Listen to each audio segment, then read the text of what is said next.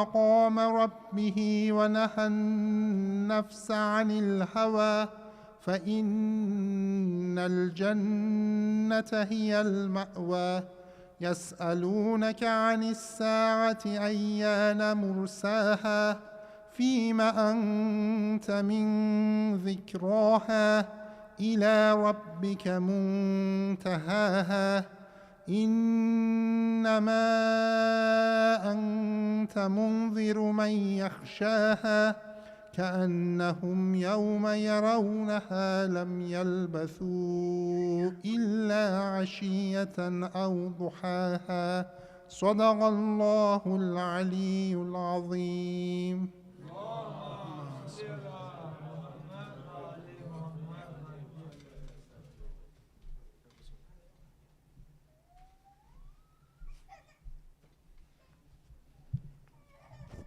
صلوات.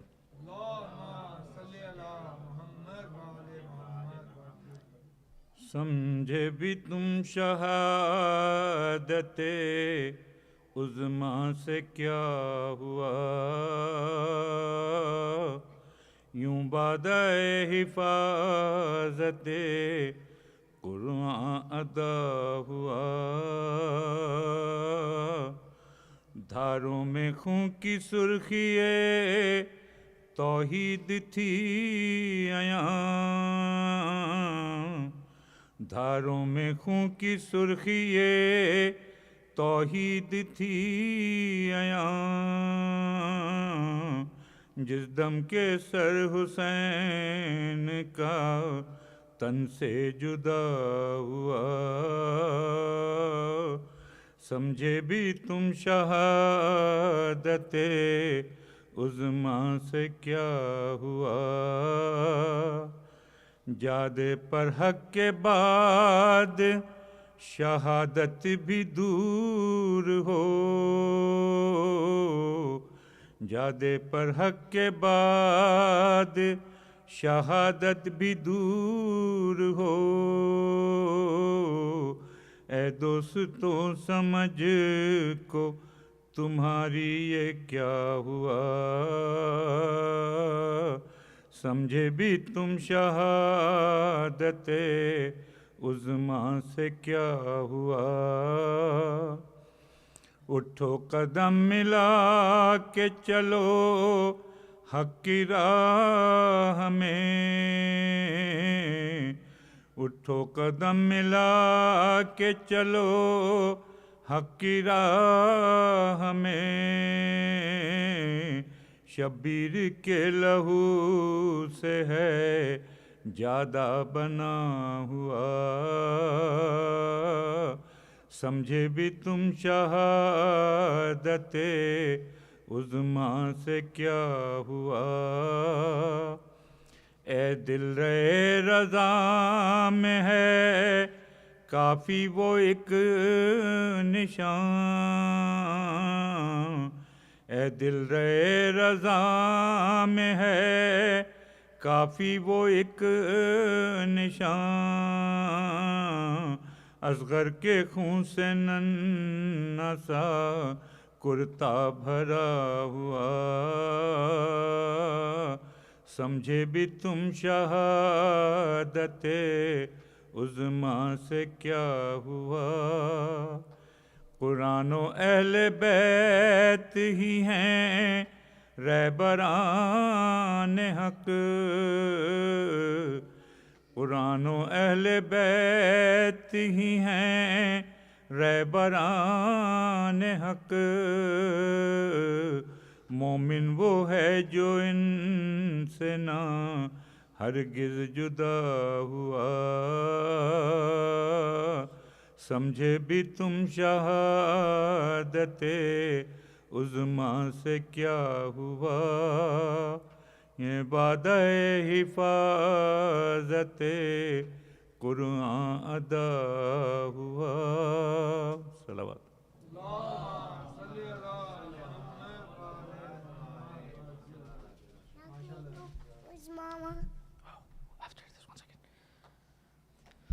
Inshallah, this short poem for Imam Askari in English, and this is called What Happened in Samarra. How oppressed was your household in Samarra? What happened? You led us for just 6 years, but your son left for 1,000. There is a tale hidden in Samarra. It speaks of your oppression and your torture. It speaks of he who lived his life a prisoner. It speaks of an Imam led to his murder.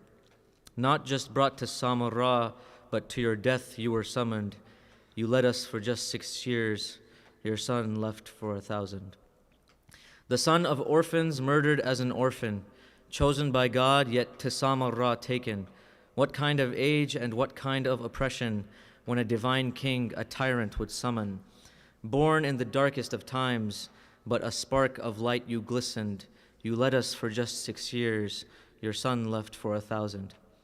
The Caliph called you to show his powers. The Caliph called you to show you his powers. By you paraded Samarra's best fighters. You asked him to look between your 2 fingers where he saw your hidden army of soldiers. By showing this miracle, he felt his power threatened. You led us for just 6 years. Your son left for 1,000. It's not enough to prisons that you were taken. They came to you and made your house a prison. Killing you easy, they wanted you broken and ensured the sun of their time was hidden. They knew that your words light up hearts, and they made sure that few listened. You led us for just 6 years, but your son left for 1,000. Even though away from the world you were torn, from the confines of your house, scholars were born. By 2 things we've survived, and this pride we have worn. By these scholars and by the Hussein we would mourn. You set foundations for us, and the Shia you strengthened. You led us for just 6 years, and your son left for 1,000. Indeed, for your son Mahdi, they'd been waiting. Just as his reappearance, we are awaiting. They knew the 12th prince, and they knew his uprising, and wanted to kill him at his beginning. Yet they could not challenge God, nor challenge what was destined. But you led us for just 6 years, and your son left for 1,000. Fearing your knowledge, poisoned you, Mu'tamid. Amongst fruits given to you, poison he hid. Thirsty for blood of the sons of Muhammad, jealous of the swords that tasted blood they've bled. Compared to the life you'd live, your death for you was sweetened. You led us for just 6 years. Your son left for 1,000. After you, your son left for 1,000 years. And in that time, we can fill seas with our tears. O Hassan, we're killed, and behind clouds he peers. We plead you by your name that he reappears. O Hassan, it's been slaughter once the day you were poisoned. You led us for just 6 years, but your son left for 1,000. Salawat.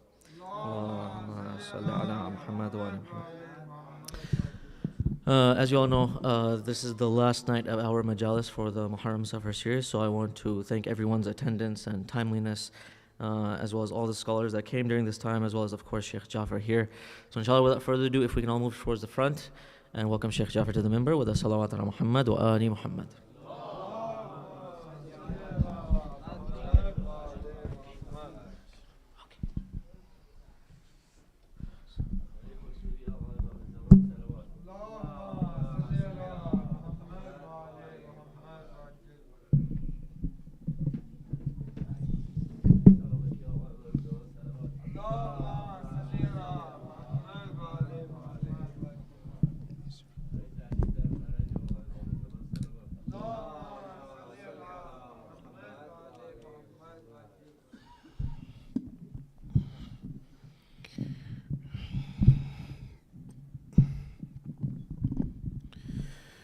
أعوذ بالله من الشيطان اللعين الرجيم بسم الله الرحمن الرحيم به نستعين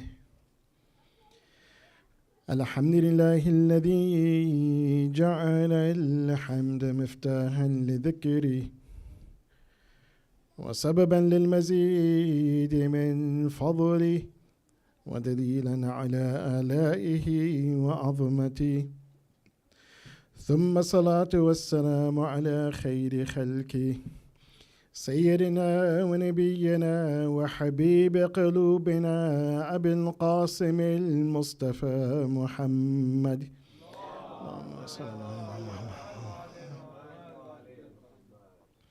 وعلى آله الطيبين الطاهرين المعصومين لا سيما بقية الله في الأرضين أرواحنا له فداء. أما بعد، فقد قال الله سبحانه وتعالى في كتابه الكريم: بسم الله الرحمن الرحيم. وعلى الأعراف رجال يعرفون كلا بسيماهم. صدق الله العلي العظيم.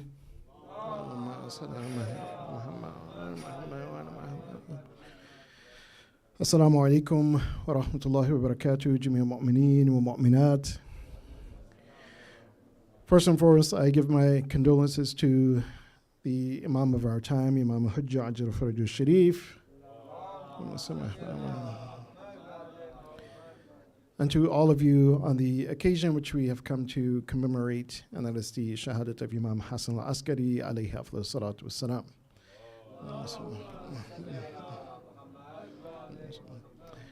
And before I begin this lecture, I'll just point out that definitely today we are starting a little bit late, so I do want to usually I try to finish right on time so that we can have enough time for the next lecture, but since we're starting, it's almost like maybe almost half an hour late. But inshallah, we won't be too long. In any case, our discussion, as we mentioned yesterday, that I wanted to over these next 3 days. Yesterday was the first, today is the second, and tomorrow will be the third. Just simply summarize in some aspect, but not repeating everything that I mentioned since the beginning of Martyrdom. And this is because there was a request from our community as well to broach this topic and this discussion of identity, because it is a very important discussion that we need to have, especially for our youth, so that we may solidify our identity, and as adults as well, that if anyone is going through any midlife crisis, as we stated that when you look up what the definition of a midlife crisis is, it's an identity crisis. So in order to take hold of our identity, or to truly understand our real identity, and of course, nowadays, they say that, they won't let you on a plane unless you have your real ID. They take your ID, they check it and say, oh, is this a real ID? But that ID, that identity is not your true identity. That identity just gives some information about you. Your date of birth, maybe where you were born, your ethnicity, all of these things. But when we speak about identity, especially as Allah subhanahu wa ta'ala, He has pointed to in the Quran, as the hadith of the Ahlul Bayt alayhim afdal salam has also guided us towards man arafa nafsuhu faqad arafa rabbah, to understand who we truly are. That is our true identity. And of course, if we don't have that true identity, then on Yawm al-Qiyamah, we'll be in trouble. In other words, there will be some places that we cannot travel to if we don't have that true ID. And that true identity is what Allah subhanahu wa ta'ala, He has given us, He has created us with. It is that identity which, as I mentioned yesterday, just as a reminder for those who are here and those who are not here, is how Allah subhanahu wa ta'ala has distinguished us, Adam and Bani Adam, the children of Adam, from all other creation of Allah subhanahu wa ta'ala. Even that creation, as we say, is jinn, that they are sahib al-ikhtiyar, they have free will, they can choose good or bad, they can do right or wrong. Nonetheless, Adam and the children of Adam are distinguished from even that creation with free will. And Allah subhanahu wa ta'ala, He distinguishes us by saying, وَنَفَخْتُ فِيهِ مِنْ رُوحِي. That Allah subhanahu wa ta'ala has placed an ability within humanity that He hasn't placed in any other of His creation. And that ability is the ability to reflect more of Allah subhanahu wa ta'ala's names and His sifat. That is the ability that we have. And when we connect to that true identity, meaning that connection with Allah subhanahu wa ta'ala, that is when we have truly kind of understood ourselves. We've understood from whence we have gained our tarbiyah, from which we have gained our education, our upbringing. فَمَنْ عَرَفَ نَفْسَهُ فَقَدْ عَرَفَ رَبَّهُ. One of the meanings of that as well, as we mentioned yesterday as well, that in order to also understand our identity, that's who we are, that we also have to understand, again, our connection, not only with Allah subhanahu wa ta'ala, but our connection with those who Allah subhanahu wa ta'ala has placed in authority over us, those who Allah subhanahu wa ta'ala has placed in this world as an example for him, for us. So once we know that example, once we connect also to that example, which is the Prophet of Allah and his Ahlul Bayt, alayhim afdalus salatu wassalam,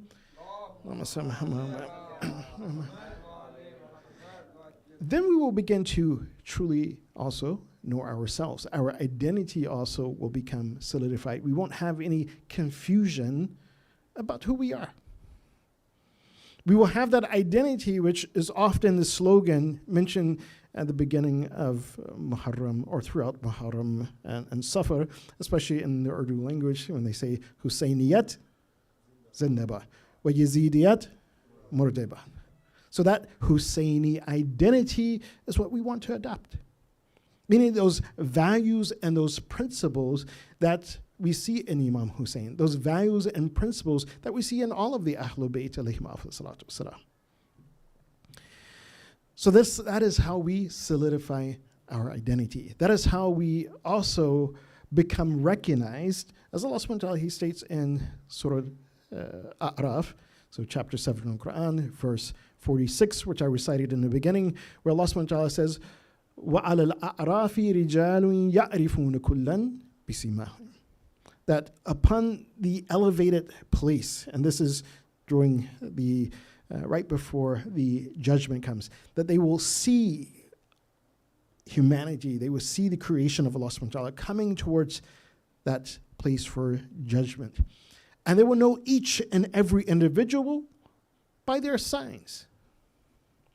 And according to the tafsir, that is the Ahlul Bayt alayhim afdalus salatu wassalam.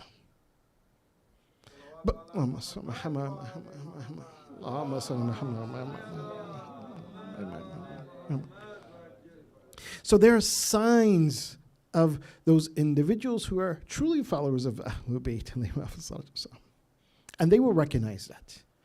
And not only will they recognize those individuals, according to the tafsir, that those individuals who have these signs, they will recognize those individuals on the A'raf. They will recognize the Ahlul Bayt alayhim afdalus salatu.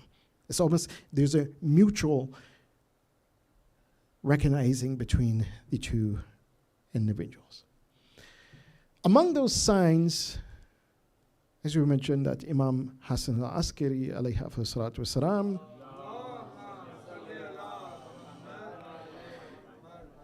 he mentioned, because one of the most, you could say, important missions of Imam Hassan al-Askari for his 6 years of imamat was to prepare the ummah for the ghaiba, to prepare them. And one of those things that he did, again, there's a number of things, one that we focus on here, I'll just give one extra thing, but one of the things that Imam Hassan al-Askari did as well, that he set up a network of representatives. So he had representatives that were in most of the parts of the Muslim world, that these representatives, they represented the Imam. If there was any, and I've had this question when they said, oh, well, hey, this system of khums that didn't exist. No, it existed during the time of Imam Hassan al-Askari. That those representatives that he had in Qom, he had in Basra, and in different places. And they were the individuals who collected the khums on behalf of Imam Hassan al-Askari. And they distributed it to whom? To the Shias who were needy. Because the government also at that time, they were oppressing those who followed the Ahlul Bayt. They would not give them zakat. They would hardly even give them even sadaqah. So that system of khums that existed at that time, it was by the representatives of Imam Hassan al-Askari alayhi salatu that they collected khums and they distributed. Who are the Shias who are needy? Who are the Sadat who are needy? And they're not receiving anything. Their fair portion from zakat or sadaqah that the Abbasids, they were withholding from the followers of Ahlul Bayt alayhim afdalus salatu wassalam. Also, what Imam Hassan Askari alayhi hafizahullah did, he gave us a guide. He said there were 5 things, 5 signs of the mu'min. And I guess for those who are not here, I guess I'll have to repeat it again. So those 5 signs of the believers, he says, one is that they make the 51 rakat of, again, meaning making their wajib salat, and then also the mustahab salat. So this is one of the signs.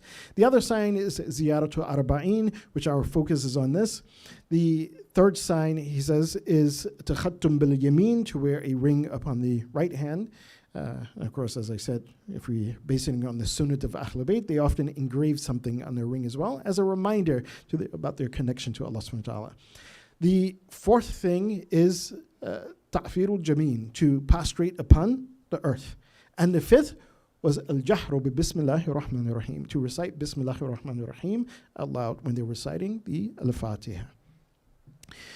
So my focus has been on the ziyaratu arba'in, because it is a very interesting phenomenon that at that time that Imam Hassan al-Askari, he says, if you want to know the sign of a mu'min, in other words, also a sign of the followers of Ahlul Bayt, it will be that ziyaratu arba'in. And today we see that how millions upon millions go and they make the ziyarat of Imam Hussein alayhi salatu, and especially on the arba'in. However, that ziyarah, as we mentioned, should not be just any normal or simple ziyarah, because when Imam Hassan al-Askari alayhi salatu, he's saying that this is alamatul mu'min. There's a depth to it. He's not just saying that, oh, hey, go and recite the ziyarah, but we recite it, we don't understand, or we're not connecting truly to the Imam. Because among those 22 million, as we mentioned, that go and make the ziyarat of arba'in, not everyone is Muslim. Not everyone is Muslim. And even those who are not Muslim, they go and they get their hajat.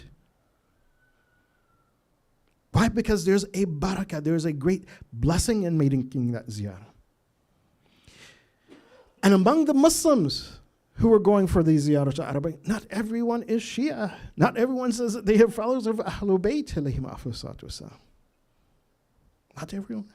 And even they have their hajat, they even have their needs granted. Why? Because of the barakah of that ziyarah of Imam Hussein. And then among the Shia, and this is what Imam Hassan al-Askari alayhi salatu, he's saying that, look, when you make that ziyarah, he wants us to focus on in what state are we actually making that ziyarah. Because yes, we can go to make that ziyarah too and also gain our hajat, our needs, or this and that. But when Imam Hassan al-Askari alayhi salatu, he says, alamatul mu'min, we have to think that what exactly is the Imam talking about? What does he want? What is he truly pointing to? Stating that this is the sign of the believer. Ziyaratu arba'in, when we read it, as I mentioned, there's 2, we can divide it into almost 2 sections. One section where we begin, and it begins, we're talking to Allah subhanahu wa ta'ala. That, oh Allah, we bear witness that this is your wali. This is the one that you have appointed as an authority over us, over humanity. Then the next section we go into where we are giving our salams upon Imam Hussein alayhi salatu, assalamu alayka ya waliyullah. Peace be upon you, ya waliyullah. So we're talking almost directly to Imam Hussein alayhi salatu. If we go towards the end of that ziyarah, and ziyarah arba'in is it's a short ziyarah, especially compared to ziyarah Ashura. But you could say the kernel of whatever is in ziyarah Ashura is also in ziyarah arba'in. So if we go to the end of that ziyarah, it gives us that meaning that how should we actually go and make that ziyarah? Is our ziyarah like everyone else? We just go and we're just expressing that, okay, we love the Ahlul Bayt. Because you have some who, they love the Ahlul Bayt, but they're not followers of Ahlul Bayt. I'll give you one example. This author, George Jordak, and some of you probably know him, who read it. So George Jordak, I believe he's a Lebanese Christian. He loves Imam Ali alayhi salatu wasalam.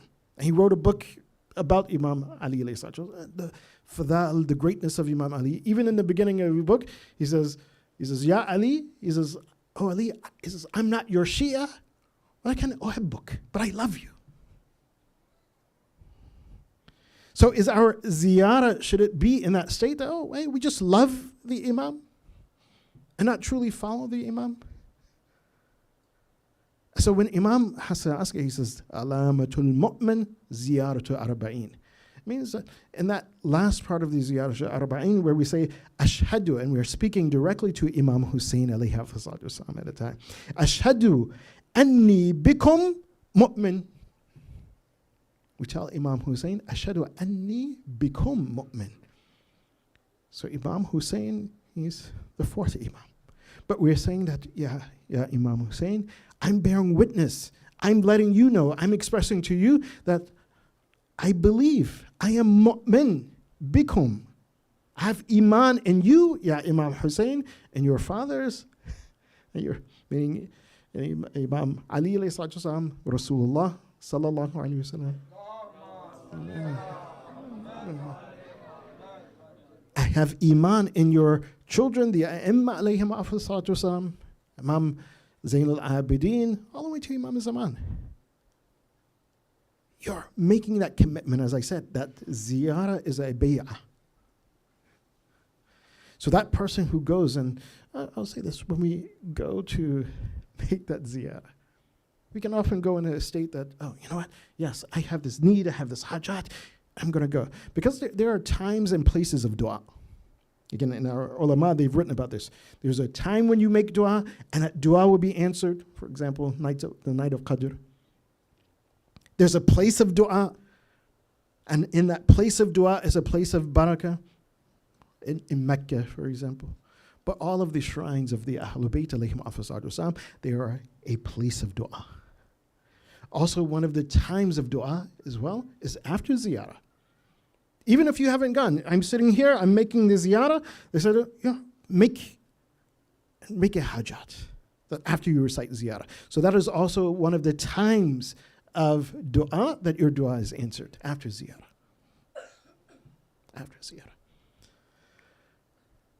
But that's one way we can go and we can make our ziyarah. We're making this ziyarah to Arba'in. We're making this kind of pilgrimage, especially for those of us who don't live close to Karbala. We're making this tall. And perhaps the only thing that we're thinking of is, oh, you know what, I need this. And we start counting off all of our needs. Oh, I need this. Oh, I have that hajat. And I'm not saying this is bad, because we get our hajat. But if that's our only focus, and our focus is not really to connect to our imam, then our question should be, especially for ourselves, that have we lived up to that standard? What Imam Hassan Askari, he stated, that alamatul mu'min ziyaratu arba'in. And in this ziyarah, what are we saying? To Imam Hussein, ashadu anni bikum mu'min. I believe in you. I believe in your path. I believe in your struggle. I believe in the reason for which you sacrifice yourself. And we mentioned yesterday, what was that reason? And when we are speaking to Allah, that Allah, I bear witness that Imam Hussein, that he gave his life, he sacrificed himself to take your servants out of misguidance and jahala. Out of jahala and hayratul dhalal. And here now I'm saying that, look, why am I committed? Why am I doing this? And it shouldn't just simply be for my hajjah. Our main focus is to connect to the Imam and the mission of Imam Hussein alayhi salatu wasalam.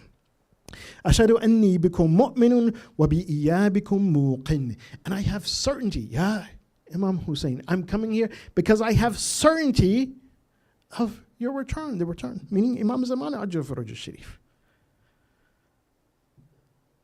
That though he's in a ghaiba, that he will return. بشرائي ديني وخواتم عملي وقلبي لقلبكم سلم وأمري لأمركم معتبر. And my heart is connected to you. It's in submission to you. Ya ibn Rasulullah. Wa amri la amrikum muttabi'. And my actions are following your actions. My actions are in line with your actions. This is the ziyarat of the mu'min. This is the ziyarat of that person who, when Imam Hassan al-Askari, he says, Alamatul mu'min ziyaratul arba'in. During the lifetime of Imam Hassan al-Askari, alayhi hafizatu wassalam, there was one individual who he robbed a treasury. He got caught. So he went behind the building where the treasury, he knocked a hole in the wall, and he was able to kind of work his way in, and he started taking money. So he was caught by one of the guards. And when the guard caught him, this guy was like, "Oh, no, I'm Shi'atu Hassan ibn Ali. I'm Shi'atu Hassan ibn Ali." So apparently the guard at least had some sense, or perhaps was a believer. He says, "Oh, you're Shia of Hassan ibn Ali." He says, "Okay, you know what? I'm not going to turn you into the government. Let's go see Hassan ibn Ali, that you say that you're his Shia. And let's see what he says. Let's see if he accepts what you're saying. And if that's the case, then we'll just turn you over to him and let him deal with you." So when they brought this guy before Imam Hassan al-Askari alayhi hafizatu wassalam, the guard told him, he says, "Look, this is the case. We found this guy. We caught him. He said he's among your Shia." And of course, they know the situation in Samara. Definitely if he's caught, we turn him over to the government, it's going to look very bad. So he asked Imam Hassan al-Askari, "Is this among your Shia?" Imam Hassan al-Askari alayhi hafizatu wassalam, he says, "Wallah la. I swear by Allah that no, he's not from among my Shia." He says, "Yeah, he's someone who yuhibbuna. He has love for us. He likes us. But he's not from our Shia." So Imam Hassan al-Askari alayhi hafizatu wassalam, he explains more clearly.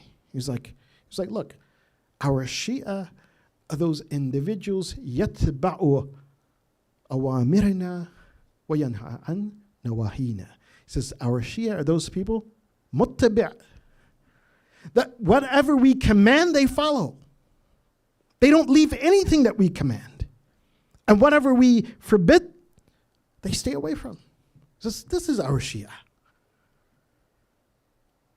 This is who our Shia are. And if we are not in that point, then again, we're not Shia. We love the Ahlul Bayt. Having love of Ahlul Bayt, it has its maqam, it has its perks, but it's not the Shia of Ahlul Bayt. We make that ziyarah to Arba'in, we make that ziyarah to Imam Hussein alayhi hafizatu and the Shuhada of Karbala to truly understand that who the Shia are. Who were the Shia of Imam Hussein? At least the ones who were, there were some who could make it, they had a legitimate excuse, but those who, they went, they stood before Imam Hussein alayhi hafizatu. Even as last night, one of the questions came up, and one of the discussions came up, even beautifully. Among the Shia of Imam Hussein, those who stood in front of Imam Hussein when the arrows are raining down during the war. They didn't move. Again, our natural reflexes, and truly, if the arrows are coming, naturally we'll try to get out of the way. They didn't dodge the way. In fact, when we read the Maqtal, when the arrow was coming, if they saw it wasn't going towards their body, they jumped in the way. So it will hit them and it would not hit Imam Hussein alayhi salatu wasalam. So we make this commitment in Ziyarah to Arba'in. وَبِشِرَاءِ قَلْبِي لَقَلْبِكُمْ سِلْمَ أَمْرِي لَأَمْرِكُمْ مُتَّبِعٍ. Is to wake us up, to make sure that, look, what is our identity?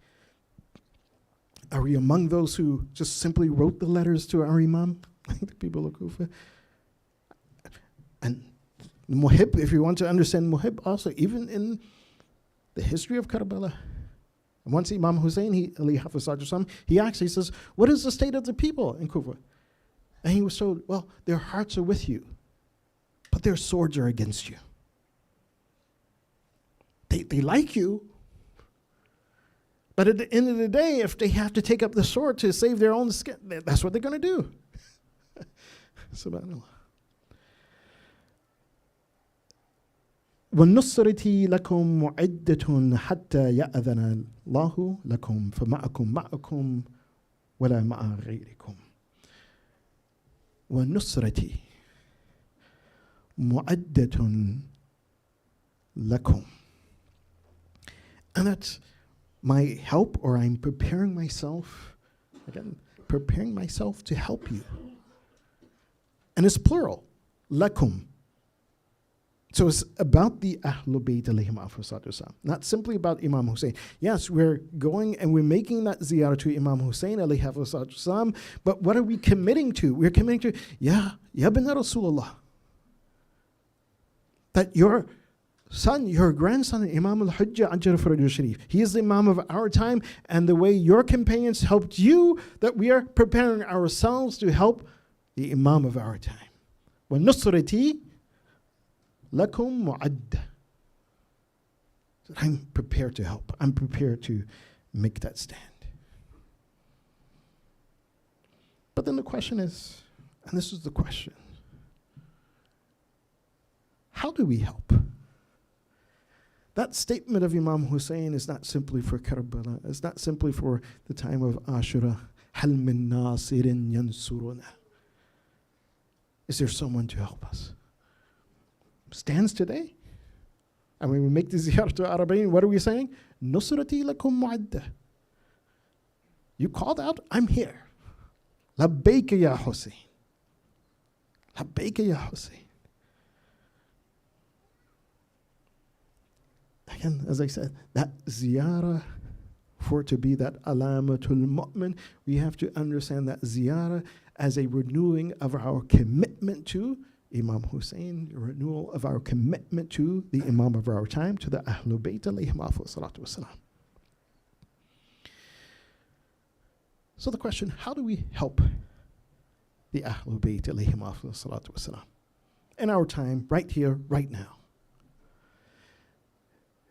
One of the hadith al-Qudsi that Rasulullah sallallahu alayhi wa sallam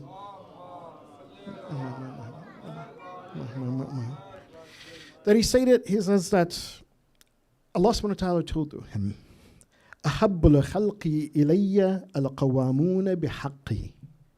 So Allah subhanahu wa ta'ala tells Rasulullah, he says, the most beloved of my creation are those who establish my right, the rights of Allah subhanahu wa ta'ala. Haqqullah. Of course, and Haqqullah is in the Quran. The commands of Allah subhanahu wa ta'ala, the prohibitions of Allah subhanahu wa ta'ala. And then of course Allah subhanahu wa ta'ala begins to name those individuals. Rasulullah, and after Rasulullah, Amir al-Mu'mineen, after Amir al-Mu'mineen, Imam al-Ma'sumin, the Ahlul Bayt alayhim salatu wasalam, until Allah subhanahu wa ta'ala reaches this point where he says to Rasulullah, وَأَفْضَلُ النَّاسِ بَعْدَهُمْ. So the best people after the Prophet, after Amir al-Mu'mineen, after the Ahlul Bayt alayhim salatu are whom? بَعْدَهُمْ مَنْ أَعَانَهُمْ عَلَى حَقِّهِمْ. So whoever helps them, helps the Ahlul Bayt, helps the Ahlul Bayt not only fulfill their rights, meaning the rights that Allah subhanahu wa ta'ala has over him, but to fulfill the rights of the Ahlul Bayt over us. And this is why, again, in most of the ziyarat that we read, and if we want to truly receive that reward of making that ziyarah, we make that ziyarah arifan bihaqqihim. And quite often that's in the ziyarah. Azuru arifan bihaqqika. Za'iran. I came za'iran arifan bihaqqika ya ibn Rasulullah. This is a phrase in many of the ziyarat. So in order to help the Ahlul Bayt alayhim salatu wasalam, again, we have to know the rights of Ahlul Bayt. Arifan bihaqqihim, knowing that what is your right. I'll just go very quickly over a few things. Among the rights of the Ahlul Bayt, one of our ulama, he wrote a book, a very short book, not too long, the Huquq Ahlul Bayt. So the rights of the Ahlul Bayt. And what are the rights of the Ahlul Bayt over us? And he points out actually 5 rights of Ahlul Bayt, alayhim afdhalu salatu wasalam. The first is Haqqul Walaya or Haqqul Wilaya. And there's a difference between Walaya and Wilaya. Just simply, Wilaya is governance, worldly governance. Walaya is spiritual and a more all-encompassing authority. So Haqqul Walaya. In other words, that we accept the wilayat of Ahlul Bayt and we don't accept any other walaya over us but the wilayat of Ahlul Bayt and whomever they have placed as authority over us. And yes, they have placed authority over us. But sometimes what happens, especially now, is like, oh, well, hey, where do we get this system from? And subhanAllah, during the time of Imam Sadiq alayhi salatu wasalam. And just simply to answer a very, very quick question, because I had this question even just recently. Someone said, oh, where's the system of marjiyah comes from? That, one scholar, he comes and he answers the question. SubhanAllah, during the time of Imam Ja'far as-Sadiq alayhi salatu, the 6th Imam, this is not Imam al-Hujjah, this is not Imam Hasan Askari. As I said, Imam Hasan Askari alayhi salatu, he also appointed na'ibs, representatives, a network of representatives.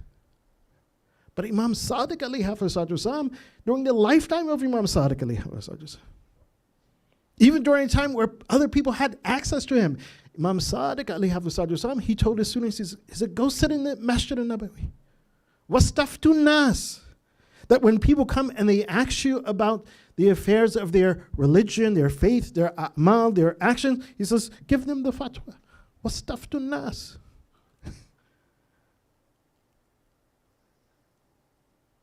But we say, oh, well, I accept the walayat of Ahlul Bayt, but if they have placed others in authority over us, so no, I don't accept that. Why? They think that, oh, well, it didn't exist. SubhanAllah, if Imam Sadiq alayhi salatu wasalam is saying this. And this is before the time of ghaiba. We can say that, yes, during the time of Imam Hasan Askari alayhi salatu wasalam, it was almost like a semi-ghaiba, because Imam Hasan Askari, he didn't travel. He didn't travel. In fact, even according to the account, he didn't even make it to Hajj because he was under such surveillance and pressure that the Imam didn't even make it to Hajj. But during the time of Imam Ja'far as-Sadiq, who we know numbers of occasions he went to Hajj, he's interaction with people, he had thousands upon thousands of students, but he's telling his students, go and sit in the Masjid al-Nabi. And Imam Sadiq is where? In Medina. Masjid al-Nabi is where? In Medina. He says, you go sit in Masjid al-Nabi. When someone comes and asks you for a fatwa, asks you for issues of their deen, then you give them the answer. SubhanAllah. But today we doubt. When Arifa بحق أهل البيت عليهم أفضل الصلاة والسلام means to accept حق الولاية of أهل البيت. Yes, accept their authority without doubt, but if they have placed a system before us and says, oh, hey, this person has an authority, he has some walaya over you based on a criteria. It's not just based, it's not haphazard, it's based on a criteria. It's our duty to understand that. What is that criteria? So that we may fulfill the right of the Imam. The second haqq is haqqul mawadda. Haqqul mawadda. And again, that mawadda is not hub, where the Ahlul Bayt says, oh, this person loves us. Haqqul mawadda is that love that the Shia have. That love that the companions of Imam Hussein alayhi wasalam, they had, the shuhada of Karbala, that they sacrificed everything for their Imam. Haqqul mawadda. And I'm just trying to see if we have a little bit of time, but that haqqul mawadda, And I'll just give a small indication. Maybe tomorrow I'll go into a little bit more detail. That haqqul mawadda that sometimes we find among individuals, even in our time. That Imam Zaman Ajju Faraj Sharif.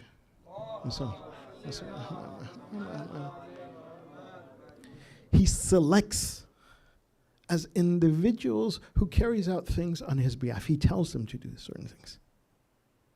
And this is something that Allama Majlisi, he mentions in Bahar Anwar, is that there are some individuals, this is roughly about 313, and these are not the 313 who will be with the Imam arising. These are individuals, they may pass away and some other individual may come in their place. But these are individuals that Imam Zaman, they have connection with the Imam Zaman Ajafari Sharif. And they see the Imam, they know the Imam, they recognize the Imam. But they themselves, they don't say anything. Why? And the Imam uses them that, oh, hey, there's a Shia, there's a person who's in need. Take this to them.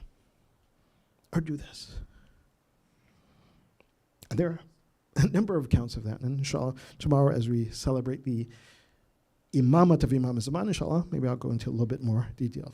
But those individuals, when you look at their traits and their characteristics, they have nothing, no love for anything except for the Imam. Not even for this world. And that's why most of the time they're unrecognized. Why? Because this guy, he looks like, oh, who is this guy? This guy is a person who shines shoes, and he's a cobbler, he mends shoes, he doesn't have any type of wealth. He's just, seems like someone who's what most people say, oh, he's a nobody. Who is this person? That nobody pays attention to. And this is because he doesn't have love for this world. It's like, I only take from it what I need. I only eat what I need just simply to survive. My house, it protects me from the rain. The house looks like it's falling apart. No problem. It's protecting me from the rain. That's all I need. My clothes are not the best of clothes. Well, it's covering me based on what I need to have, based on the Sharia. Those individuals, those are the ones that when you look at what is their mawadda for Ahlul Bayt alayhim afdal salatu wassalam. It's not just love, that hub. Haqqus salawat. Salat, salawat wa salam ala Ahlul Bayt alayhim afdal salatu wassalam.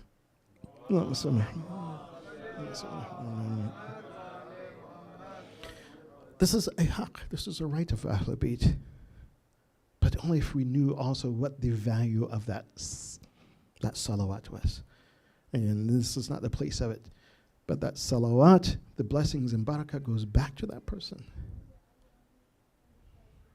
In fact, I'll just give the recommendation, but maybe tomorrow, maybe mention a little bit more about this.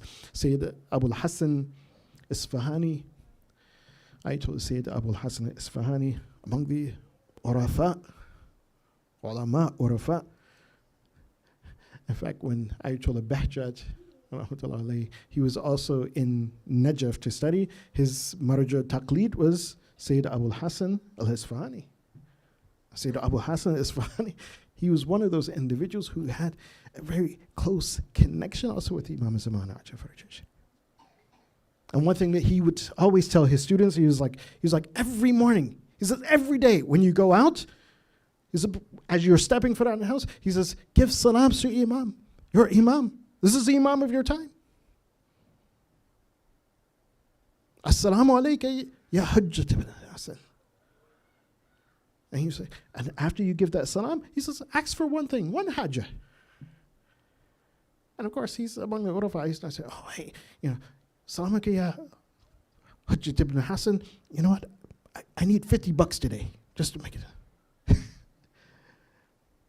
We may accept, but individuals like Sayyid Abul Hassan, where he's saying, ask for your hajjat, and he's telling his students every day before you leave your house, Assalamu alayka ya Hujjat ibn Hassan.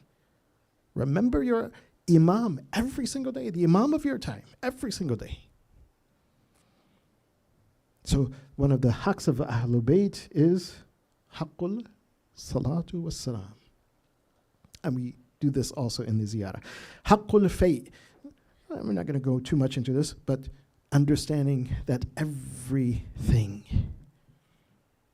that Allah subhanahu wa ta'ala, I'll just give you the indication because you all know, you're all, mashallah, lovers of Ahlul Bayt, all those who read the Hadith al-Kisa, where Allah subhanahu wa ta'ala, where we say in there that Allah subhanahu wa ta'ala, He didn't create anything in this universe except for the love of ha'ulah tahta al-Kisa, the love of Ahlul Bayt alayhim afdal salatu.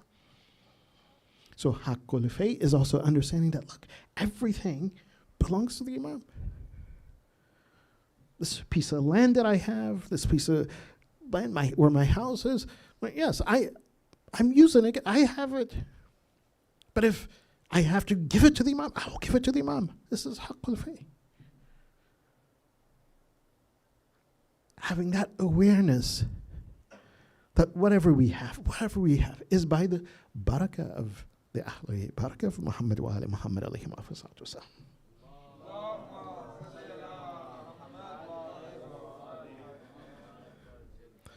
The last thing that this scholar he wrote in this book, Huququl Ahlul Bayt, the rights of Ahlul Bayt, when we say that Za'iran Arifan bihaqqika ya bin Rasulullah, I'm making this ziyarah, this visitation to you, knowing your right, knowing the right of the Ahlul Bayt. The fifth thing is Haqqul Khumus. Haqqul Khumus. The right of paying that Khumus. And understanding that when we pay that Khumus, it's not our money. It's the money of the Imam. Haqqul Khumus, money of the Imam. SubhanAllah. And I'll just add this caveat, just so we know that, mashallah, definitely, put your khumus in its right place for building a masjid and center, but also give from among our money. Because when we give the khumus to build the masjid, it's actually Imam building the masjid. It's the Imam who's building the masjid. That's because it's his money.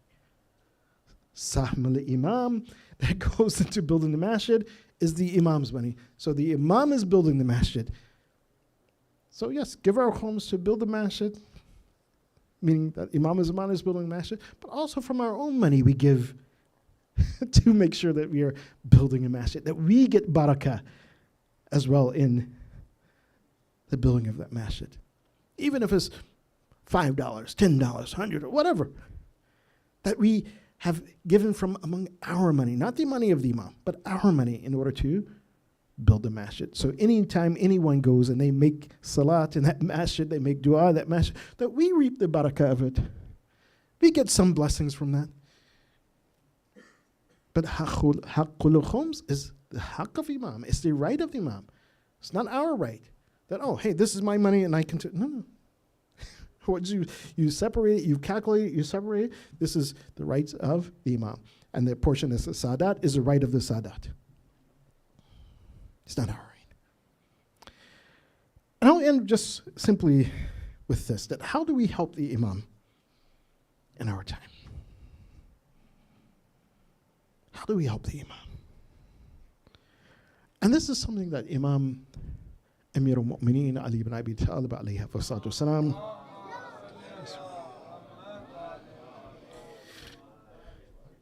he stated, again, calling the ummah, calling those individuals who say, yes, we follow you, Ya Amir al-Mu'mineen. This is in Nahj al-Balagha, where Imam Amir al-Mu'mineen Ali ibn Abi Talib alayhi salatu wasalam, he says, and this stands for all our Imam. He says, أعينوني بورع واجتهاد وعفة وسداد. He says, if you want to help me, you want to help the cause of the Imam, Amir al-Mu'mineen, he says, help me بورع, with piety. أعينوني باجتهاد, by striving, making effort, fulfilling your duty, whatever your duty and your responsibility is. Don't be lazy or lax. No, if this is your duty, this is your responsibility to yourself, for your family, for your community, then be the people who go out front to help, to volunteer. Don't sit back, we wait for everybody else. No. Come forward. This is how we help the Imam. A'inuni bi'iffatin, with your chastity. Staying away from haram. Being the best example for the Ahlul Bayt alayhim afdalus salatu wassalam. Being those individuals who are upright, who are righteous, with sadad. This is how we help the Ahlul Bayt. This is how we help the Imam of our time. Through our ita'at, through our obedience of Allah subhanahu wa ta'ala. And not be like those individuals who wrote to the Imam and says, come, we'll stand with you. And when the time came, we didn't stand. Or be like that individual, Ahmed ibn Halal, during the time of Imam Hassan Askari alayhi salatu wasalam. Yes, Ahmed ibn Halal, one of those individuals, he made Salatul Layl. 54 times he went to Hajj. And they say among those 54 times he went to Hajj, about 25 of them were just walking. He walked to Hajj. From Iraq, from Samara. He was one of those individuals who was a companion of Imam Hadi, and a companion of Imam Hassan Askari. But then he mixed himself up with the wrong crowd. Again, when we read about this individual, he wrote books, he was a scholar. And he was someone about Imam Hassan Askari alayhi salam said, لا غفر الله له لا غفر الله له ذنب, that Allah don't forgive his sin for becoming munharif, from falling off the path. Why? Because someone like him, who, again, he's known as someone who is a scholar, someone who had influence.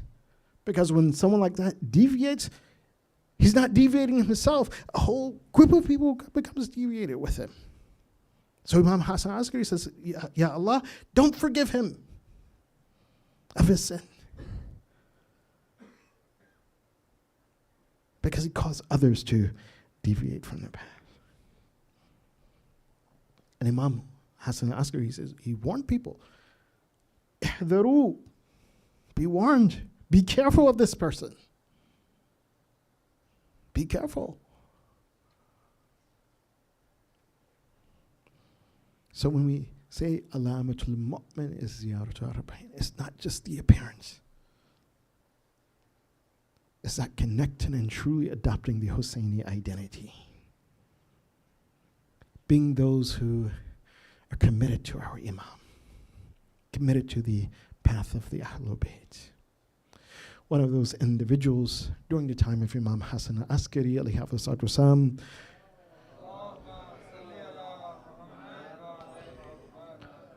was a person by the name of Abu Adiyan. He was one of those representatives of Imam Hassan Askari. And if you saw that, how Imam Hassan Askari, that's how he would sometimes even deliver his message to the Shia. They say sometimes they would put the message, he would write a letter to the Shia.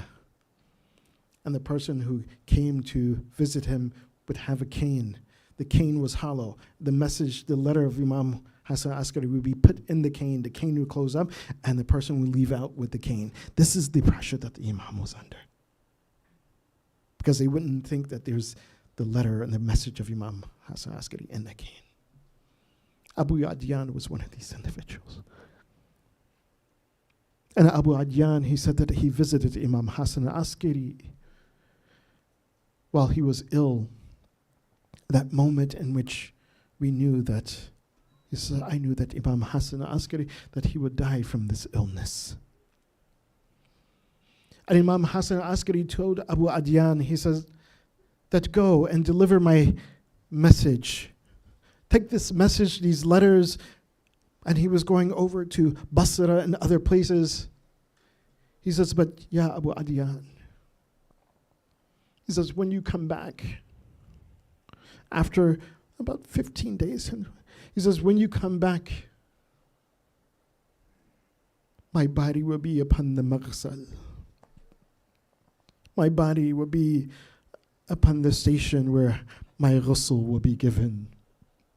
Abu Adyan, that when you return, you will hear wails coming from my house. You will hear the cries. Wa ya Imam wa Sayyida wa Mazluma. You will hear the women crying. You will hear people crying that, oh my Imam, oh Sayyida, our master, oh the one who was oppressed in Samara. He says, you will hear this crying when you return. So Abu Adyan, he says that, but when I return, then what would I do? He says that you will see someone.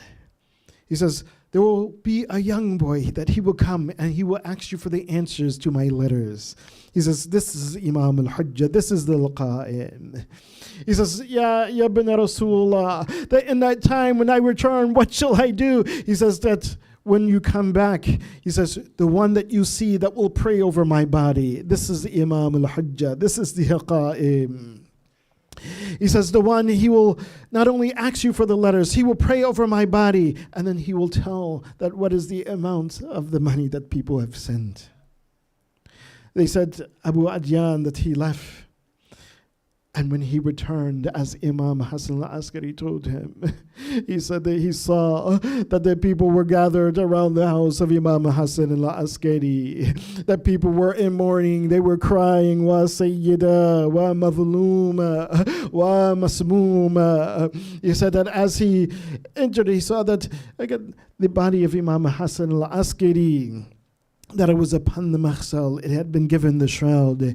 And then he saw that one person was coming forth to make the salat over Imam Hassan al-Askari, and this was Ja'far al-Kadhab. But then soon, shortly after that, before he made the takbir, that a young boy came forth, and they said, Ja'far al-Kadhab, he moved to the side. He said, this is the Imam, this is al-Hujjah, this is the Al-Qa'im. So Imam al-Hujjah, he made salat upon his father. And then he turned to Abu Adyan and he says, give me the letters, give me the responses to the letters of my father.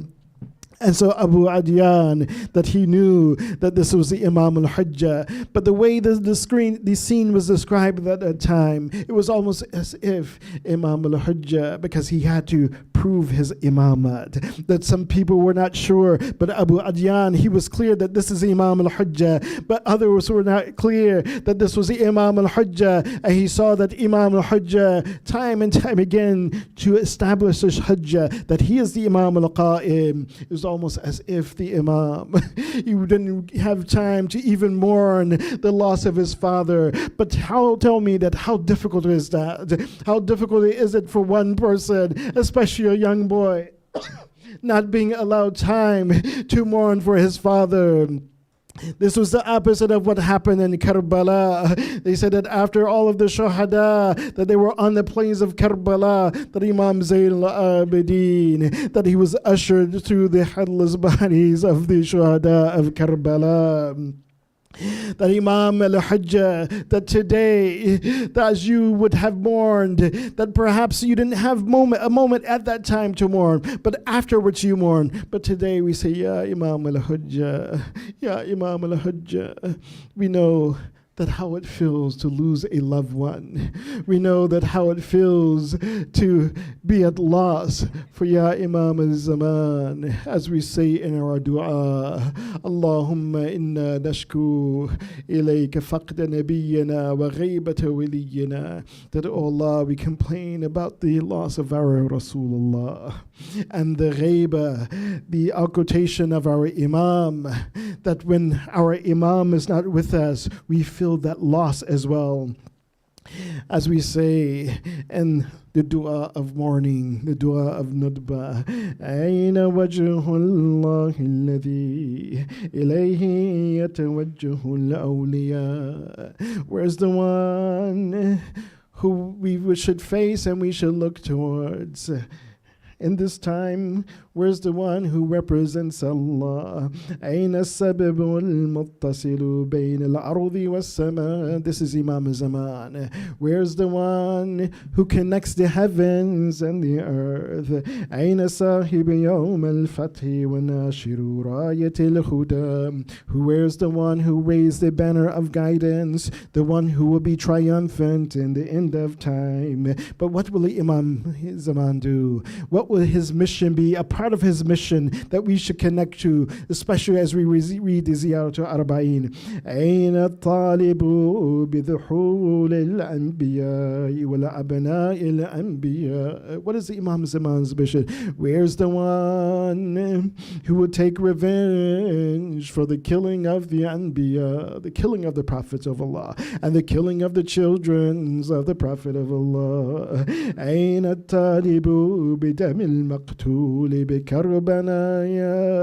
Where's the one who would take revenge for the blood that was shed on the plains of Karbala? They said that Imam Zaman, when he comes to establish justice, they say that some at that time they would even doubt about the wilayat of Imam Zaman. They would say that he came and he's removing the enemies, and his war is a vast war. But some will ask that, are you really Imam Zaman? They said that Imam Zaman, he will have the shoe of Ali Akbar, and in that shoe of Ali Akbar, it will have some blood on it. He would say that this war to remove those who are unjust, to remove the enemies of Allah, he says that there have not even to the value of this drop of blood on the shoe of Ali Akbar. على لعنة الله على قوم الظالمين وسيعلم الذين ظلموا أي منقلب ينقلبون. اللهم بحق هذا المجلس الحسن اغفر ذنوبنا واستر عيوبنا وقضي حوائجنا واشفي مرضانا وارحم أمواتنا وعجل فرج مولانا صاحب العصر والزمان واجعلنا من أعوانه وأنصاره والمستشهدين بين يديه وتحت لواء بحق محمد وآله الطاهرين.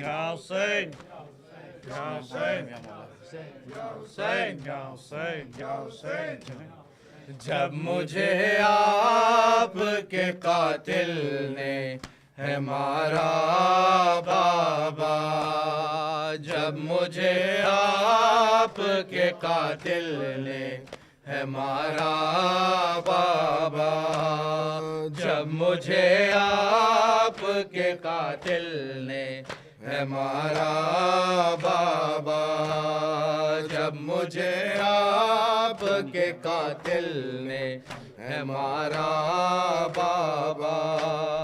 हर तमाचे पे सकीना ने, हर तमाचे पे सकीना ने पुकारा बाबा, जब मुझे आपके कातिल ने है मारा बाबा, जब मुझे आपके कातिल ने ہے مارا بابا جب مجھے آپ کے ہے مارا بابا ہر تماچے پہ سکینہ نے ہر تماچے پہ سکینہ نے پکارا بابا جب مجھے آپ کے قاتل نے ہے مارا بابا جب مجھے آپ کے قاتل نے ہے مارا بابا جب مجھے آپ کے قاتل نے ہے مارا بابا مجھے بالوں سے پکڑ کر ہے تماچے مارے مجھے بالوں سے پکڑ کر ہے تماچے مارے میں نے سر شمر سے مانگا جو تمہارا بابا جب مجھے آپ کے قاتل نے ہے مارا بابا جب مجھے آپ کے قاتل نے ہے مارا بابا ماشاءاللہ جب مجھے آپ کے قاتل نے ہمارا بابا جب مجھے آپ کے قاتل نے ہمارا بابا وہ جو در آپ نے تحفے میں مجھے بخشے تھے وہ جو در آپ نے تحفے میں مجھے بخشے تھے ان کو بے دردی سے ظالم نے اتارا بابا جب مجھے آپ کے قاتل نے ہے مارا بابا جب مجھے آپ کے قاتل نے ہے مارا بابا جب مجھے آپ کے قاتل نے ہے مارا بابا ہر تماچے پہ سکینہ نے ہر تماچے پہ سکینہ نے پکارا بابا جب مجھے آپ کے قاتل نے ہے مارا بابا جب مجھے آپ کے قاتل نے ہے مارا بابا آپ کے سینے پہ آرام سے سونے والی آپ کے سینے پہ آرام سے سونے والی سو کے اب خاک پہ کرتی ہے گزارا بابا جب مجھے آپ کے قاتل نے ہے مارا بابا جب مجھے آپ کے قاتل نے ہے مارا بابا جب مجھے آپ کے قاتل نے ہے مارا بابا جب مجھے آپ کے قاتل نے ہے مارا بابا جب مجھے آپ کے قاتل نے ہے مارا بابا وہ جو در آپ نے تحفے میں مجھے بخشے تھے وہ جو در آپ نے تحفے میں مجھے بخشے تھے ان کو بے دردی سے ظالم نے اتارا بابا جب مجھے آپ کے قاتل نے ہے مارا بابا جب مجھے آپ کے قاتل نے ہے مارا بابا جب مجھے آپ کے قاتل نے ہے مارا بابا جب مجھے آپ کے قاتل نے ہے مارا بابا ساتھ رہواروں کے دوڑایا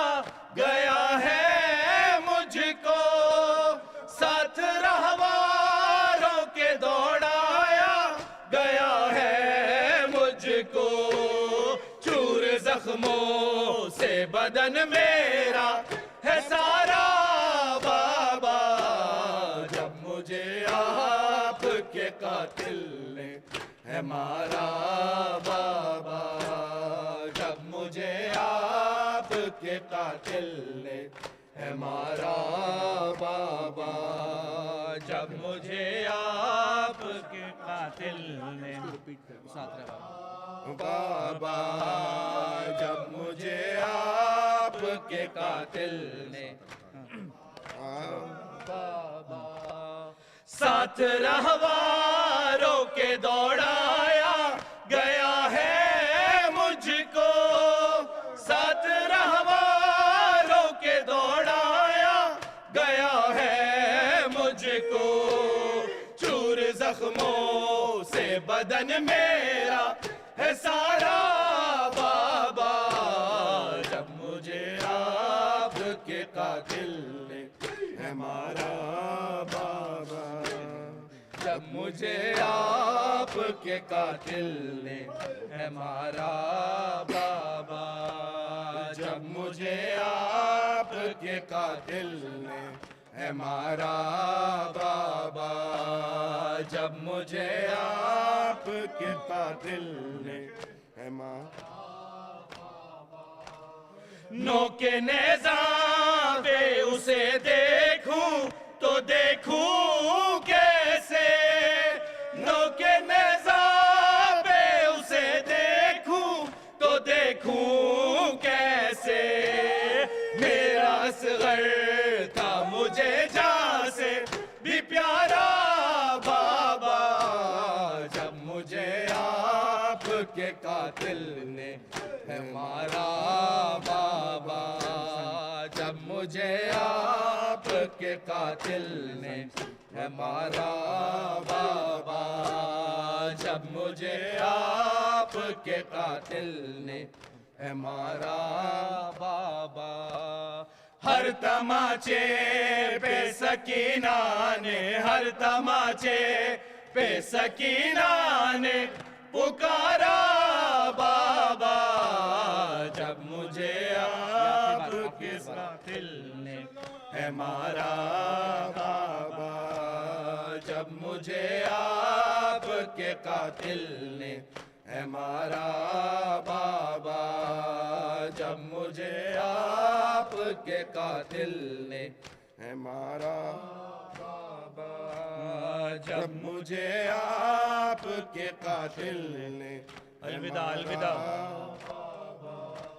نوک نیزہ پہ اسے دیکھوں تو دیکھوں کیسے نوک نیزہ پہ اسے دیکھوں تو دیکھوں کیسے میرا اصغر تھا مجھے جہاں سے بھی پیارا بابا جب مجھے آپ کے قاتل نے ہے مارا بابا جب مجھے آپ کے قاتل نے ہے مارا بابا جب مجھے آپ کے قاتل نے ہے مارا بابا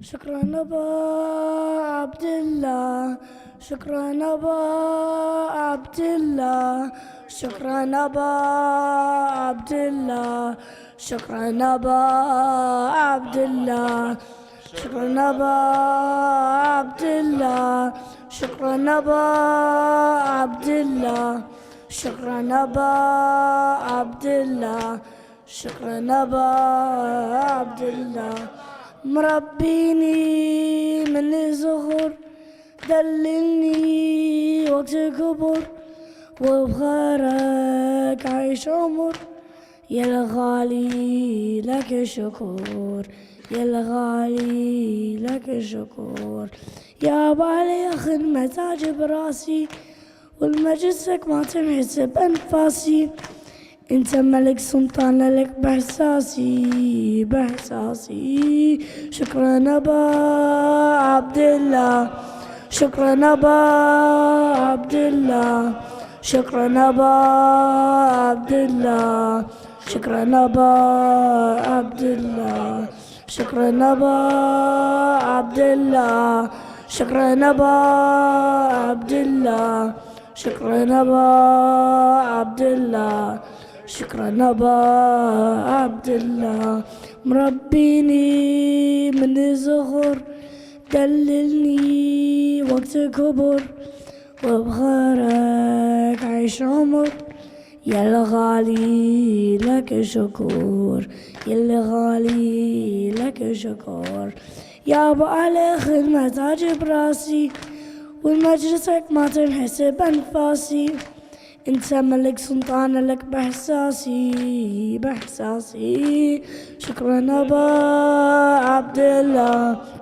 ابا عبد الله شكرا ابا عبد الله شكرا ابا عبد الله شكرا ابا عبد الله شكرا ابا عبد الله شكرا ابا عبد الله شكرا ابا عبد الله يا حسين يا حسين يا حسين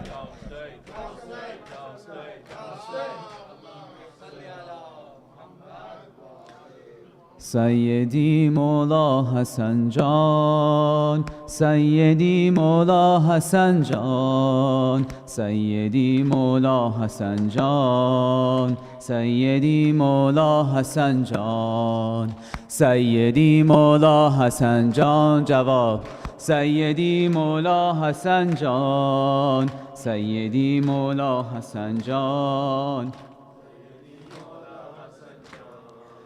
ای ولی الله اعظم نور سبحان مظهر اوصاف و لطف ذات رحمان یا امام عسکری یا حجت الله یا ابوالمهدی حسن جانم حسن جان یا ابوالمهدی حسن جانم حسن جان دل بسوزد تا قیامت از غم تو سامرا شد کرب و بلا در ماتم تو دل بسوزد تا قیامت از غم تو سامرا شد کربلا در ماتم تو بر لب ماست نوحه و ذکر و دم تو دیده گریان روح ایمان سیدی مولا حسن جان سیدی مولا حسن جان سیدی مولا حسن جان سیدی مولا حسن جان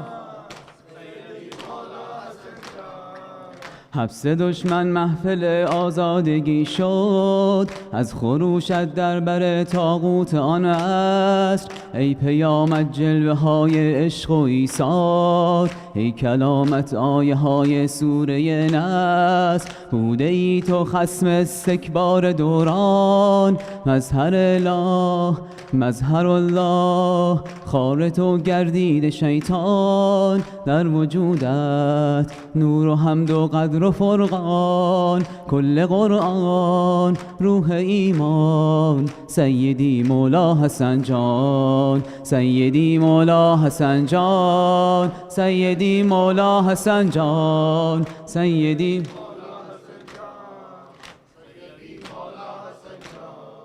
لحظه آخر شدی لب تشنه مولا شکر حق که آب خوردی بین بستر دل بسوزد یاد مولای غریبی که به کام خشک از او شد جدا سر شور محشر شد به آب شور محشر شد به پا آه و ویلا جدتان شد سر جدا آه و ویلا مادرش زد ناله در اوج بلابا چشم گریان روح ایمان سیدی مولا حسن جان روح ایمان سیدی مولا حسن جان سیدی مولا حسن جان سیدی مولا حسن جان سیدی مولا حسن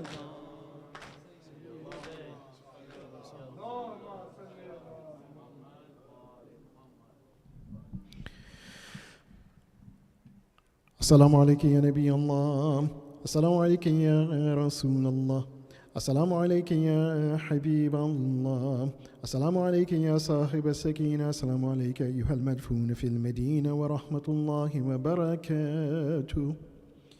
السلام عليك يا بضعة رسول الله، السلام عليك يا فاطمة الزهراء سيدة نساء العالمين وقرة عين الرسول ورحمة الله وبركاته. السلام عليك يا أمير المؤمنين ويعصوب الدين علي بن أبي طالب وسي رسول الله ورحمة الله وبركاته. السلام عليكم أيها الحسن والحسين سبتي نبي الرحمة وسيدي شباب أهل الجنة أجمعين ورحمة الله وبركاته. اللهم صل وسلم على الأئمة المعصومين من ذرية الحسين. اللهم صل وسلم على علي بن الحسين وعلى محمد بن علي وعلى جعفر بن محمد وعلى موسى بن جعفر وعلى علي بن موسى وعلى محمد بن علي وعلى علي بن محمد. اللهم صل على الحسن بن علي بن محمد البر التقي الصادق الوفي النور المضيء خازن علمك والمذكر بتوحيدك وولي أمرك وخلف أئمة الدين الهداة الراشدين والحجة على أهل الدنيا، فصل عليه يا ربي أفضل ما صليت على أحد من أصفيائك وحججك وأولاد رسلك يا إله العالمين. صل عليه وعلى ابنه حجة بن الحسن القائم المنتظر المهدي. السلام عليك يا صاحب العصر والزمان، السلام عليك يا خليفة الرحمن. عجل الله تعالى فرجك وسهل الله تعالى مخرجك وظهورك.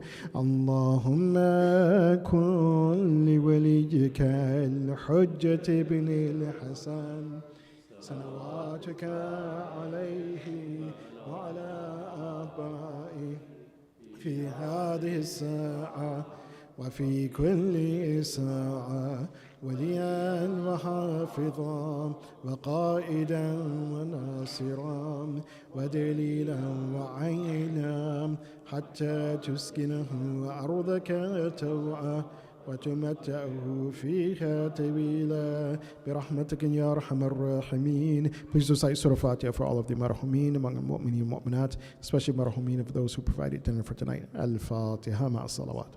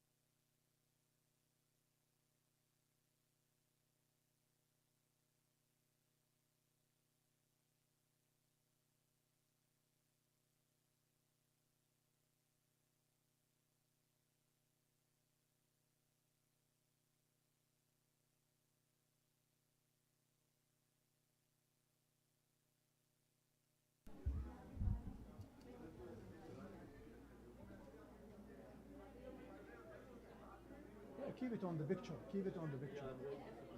Exactly like this. That's it. Yeah.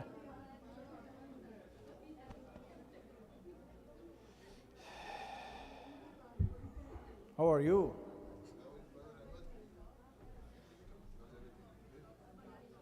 About to start, and this way everybody come. But people want to, maybe they want to drink.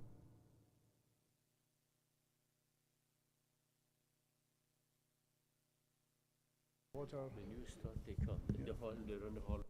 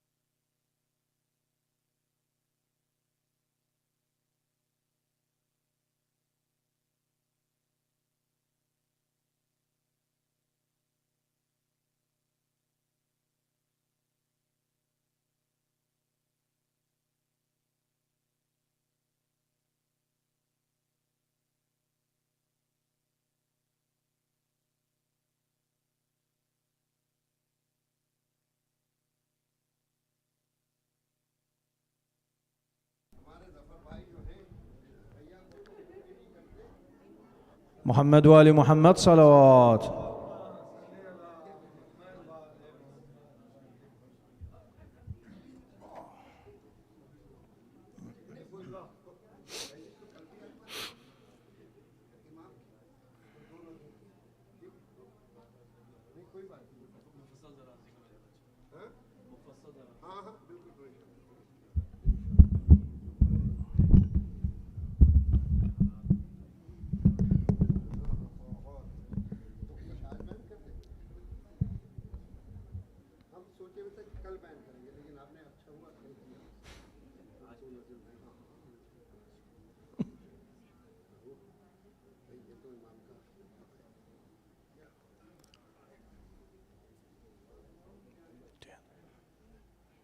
محمد وآل محمد صلوات.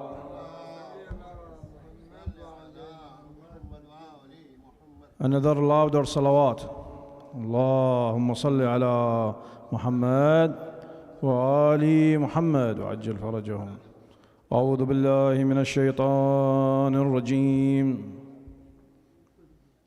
بسم الله الرحمن الرحيم. إذا وقعت الواقعة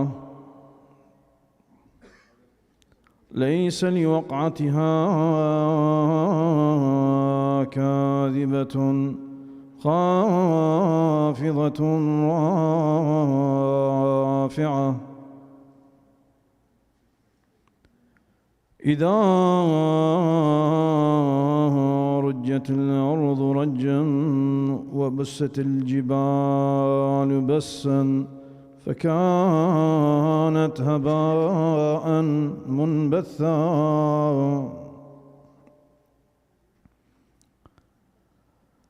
وكنتم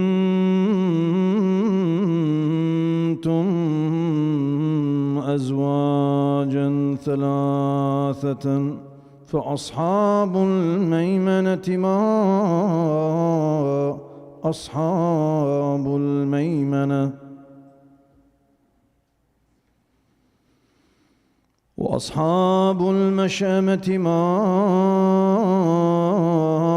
أصحاب المشأمة والسابقون السابقون أولئك المقربون في جنات النعيم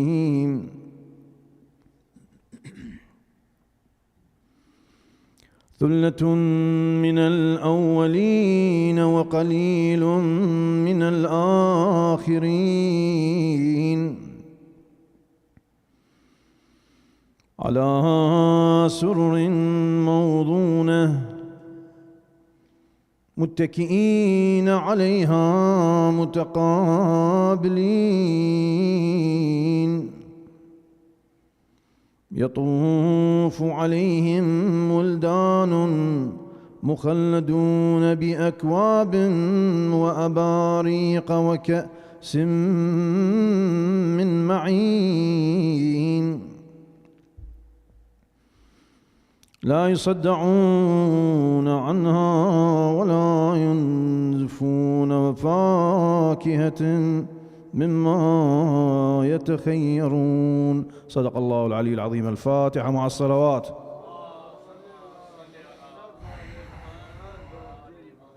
حديث الكساء إن شاء الله. اللهم صل على محمد وآل محمد. اللهم صل على محمد وآل محمد.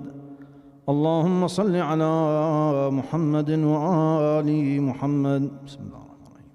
عن فاطمة الزهراء بنت رسول الله صلى الله عليه وآله إنها دخلت على رسول الله في بعض الأيام قالت فقال السلام عليك يا فاطمة فقلت وعليك السلام يا أبتاه.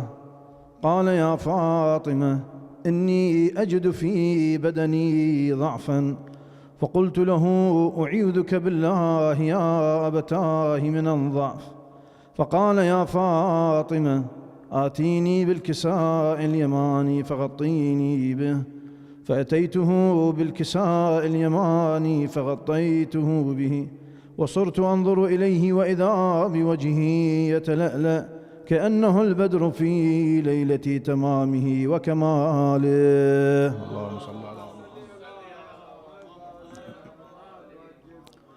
فما كانت إلا ساعة وإذا بولدي الحسن عليه السلام قد أقبل وقال: السلام عليك يا أماه. فقلت: وعليك السلام يا ولدي ويا قرة عيني وثمرة فؤادي. وقال: يا أماه إني يشم عندك رائحة طيبة كأنها رائحة جدي رسول الله صلى الله عليه وآله. فقلت: نعم، إن جدك تحت الكساء. فأقبل الحسن عليه السلام نحو الكساء وقال: السلام عليك يا جداه، السلام عليك يا رسول الله، أتأذن لي أن أدخل معك تحت الكساء؟ وقال: وعليك السلام يا ولدي ويا صاحب حوضي، إنه نعم قد أذنت لك. فدخل الحسن معه تحت الكساء. اللهم صل على محمد وعلى. فما كانت إلا ساعة وإذا بولدي الحسين عليه السلام قد أقبل وقال: السلام عليك يا أماه. فقلت: وعليك السلام يا قرة عيني وثمرة فؤادي. فقال لي: يا أماه إني يشم عندك رائحة طيبة كأنها رائحة جدي رسول الله صلى الله عليه وآله. فقلت: نعم، إن جدك وأخاك تحت الكساء. فدنا الحسين عليه السلام نحو الكساء وقال: السلام عليك يا جداه، السلام عليك يا من اختاره الله، أتأذن لي أن أكون معكما تحت الكساء؟ فقال: وعليك السلام يا ولدي ويا شافع أمتي، إنه نعم قد أذنت لك. فدخل الحسين معهما تحت الكساء. فأقبل عند ذلك أبو الحسن علي بن أبي طالب عليه السلام وقال: السلام عليك يا ابنة رسول الله. فقلت: وعليك السلام يا أبا الحسن ويا أمير المؤمنين. فقال: يا فاطمة إني يشم عندك رائحة طيبة كأنها رائحة أخي وابن عمي رسول الله صلى الله عليه وآله. فقلت: نعم، ها هو مع ولديك تحت الكساء. فأقبل علي عليه السلام نحو الكساء وقال: السلام عليك يا رسول الله، أتأذن لي أن أكون معكم تحت الكساء؟ فقال: وعليك السلام يا أخي ووصي وخليفتي وصاحب لوائي، إنه نعم قد أذنت لك. فدخل علي معهم تحت الكساء. ثم أتيت نحو الكساء وقلت: السلام عليك يا أبتاه، السلام عليك يا رسول الله، أتأذن لي أن أكون معكم تحت الكساء؟ قال: وعليك السلام يا بنتي ويا بضعتي، إنه نعم قد أذنت لك. فدخلت معهم تحت الكساء.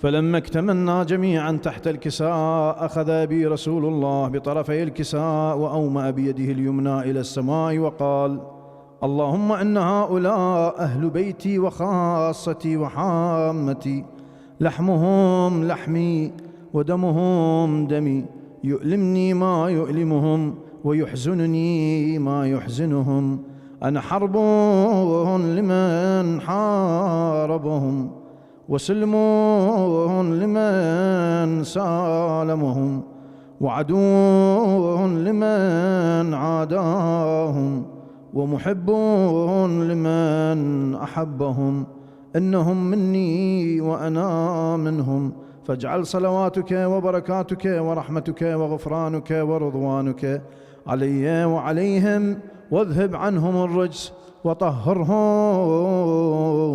تطهيرا. اللهم صل على محمد وعلى محمد وعجل فرجهم.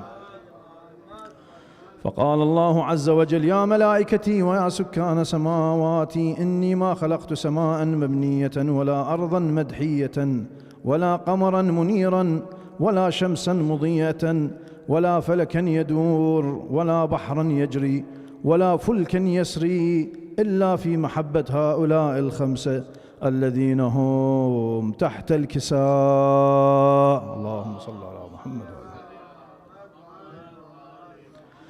فقال الأمين جبرائيل: يا ربي ومن تحت الكساء؟ فقال الله عز وجل: هم أهل بيت النبوة ومعدن الرسالة، هم فاطمة وأبوها وبعلها وبنوها.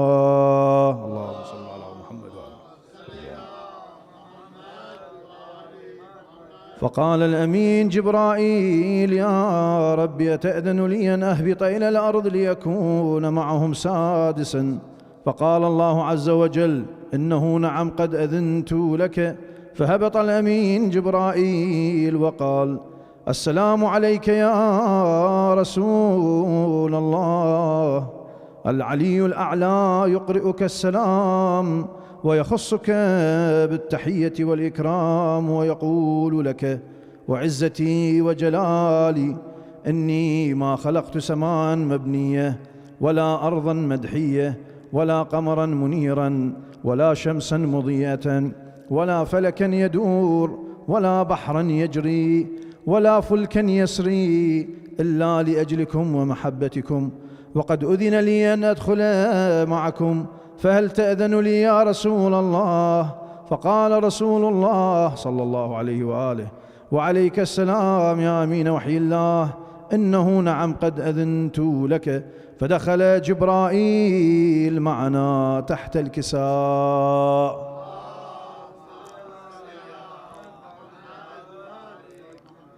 فقال لأبي: إن الله قد أوحى إليكم يقول: إنما يريد الله ليذهب عنكم الرجس أهل البيت ويطهركم تطهيرا.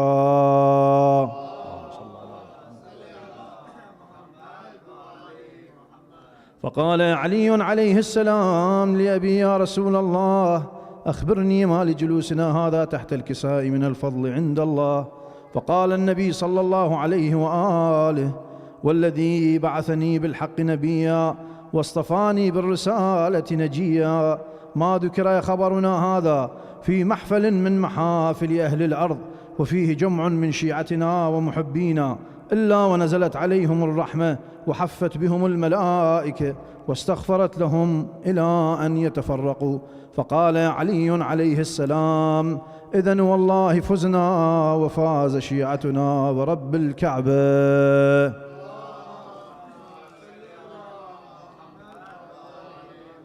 فقال أبي رسول الله صلى الله عليه وآله: يا علي، والذي بعثني بالحق نبيا واصطفاني بالرسالة نجيا، ما ذكر خبرنا هذا في محفل من محافل أهل الأرض وفيه جمع من شيعتنا ومحبينا، وفيهم مهموم إلا وفرج الله همه، ولا مغموم إلا وكشف الله غمه، ولا طالب حاجة إلا وقضى الله حاجته.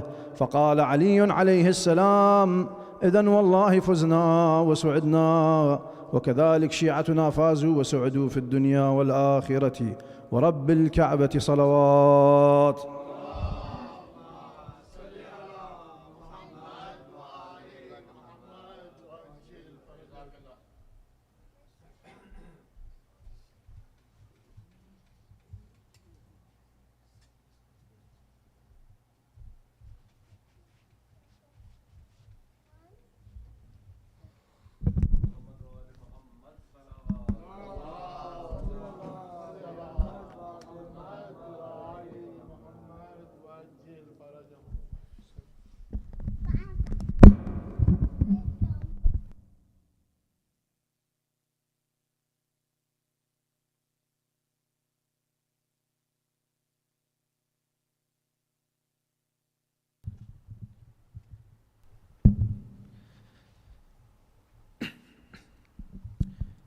आई जब कर्ब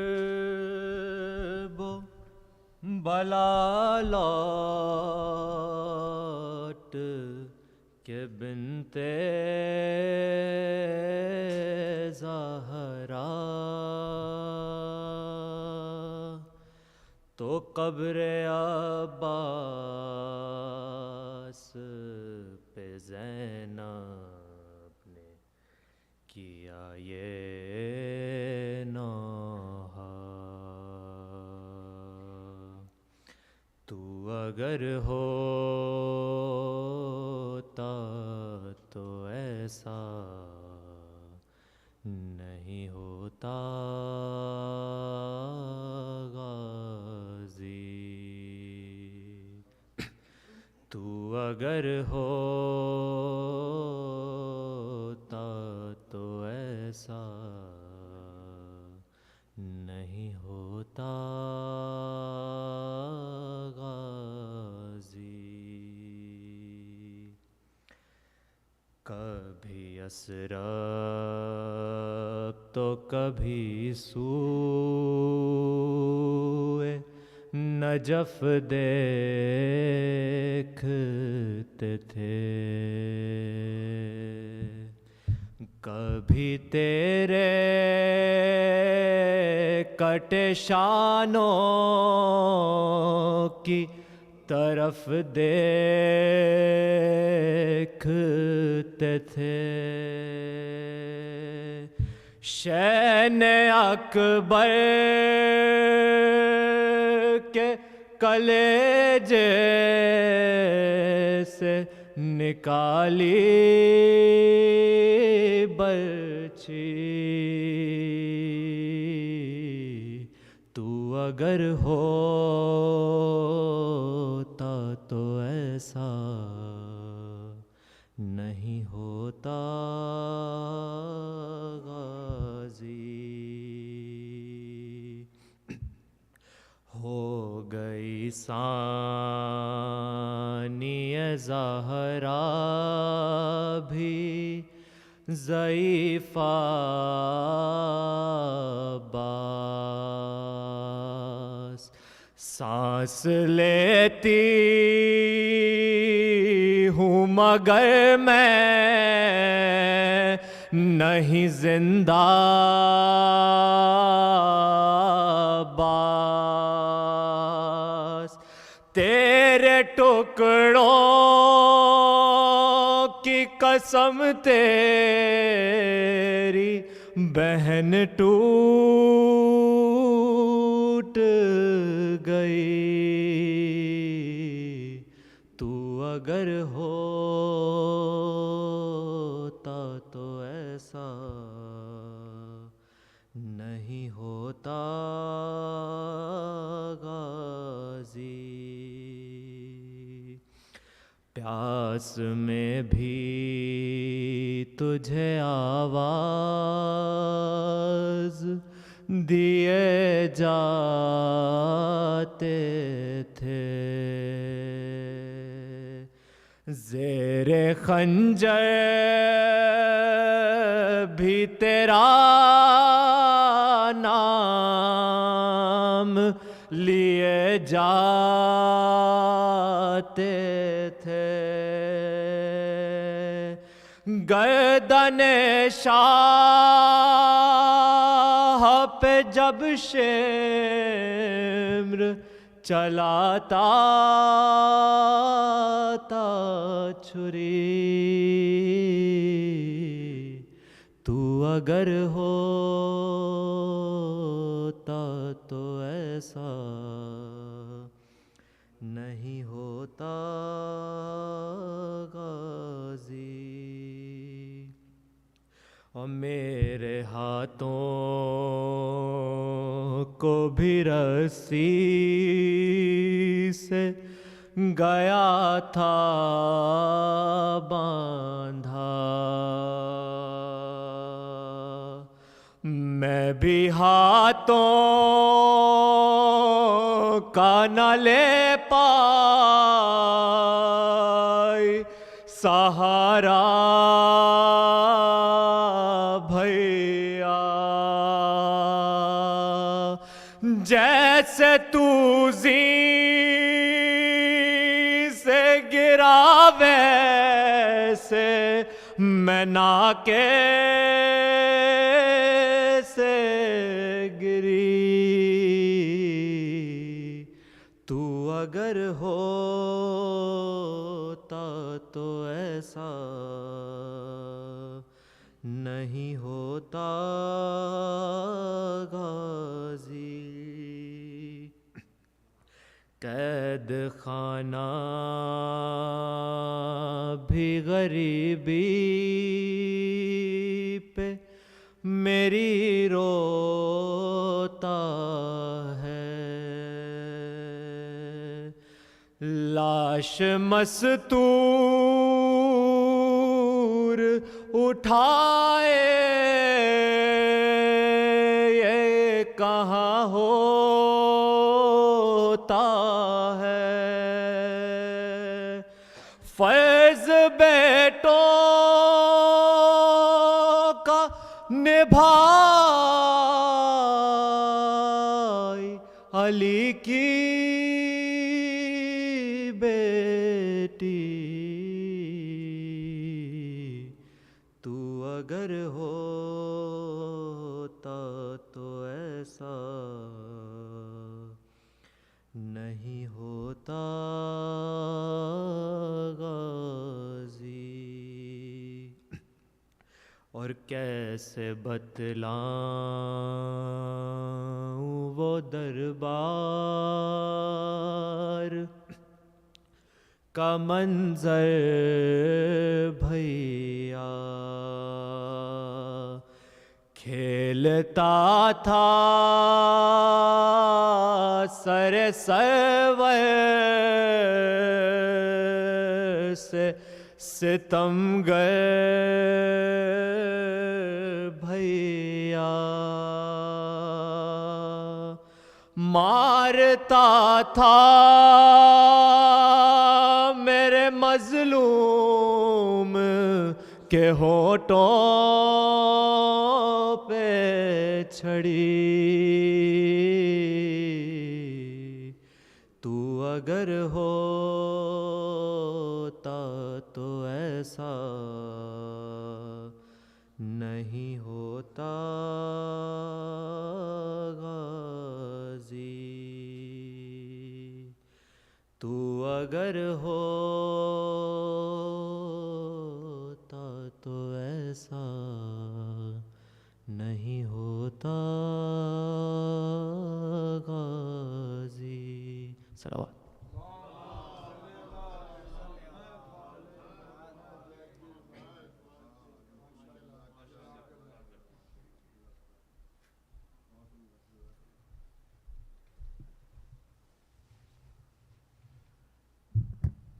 درود بر آل محمد صلی اللہ علیہ وسلم۔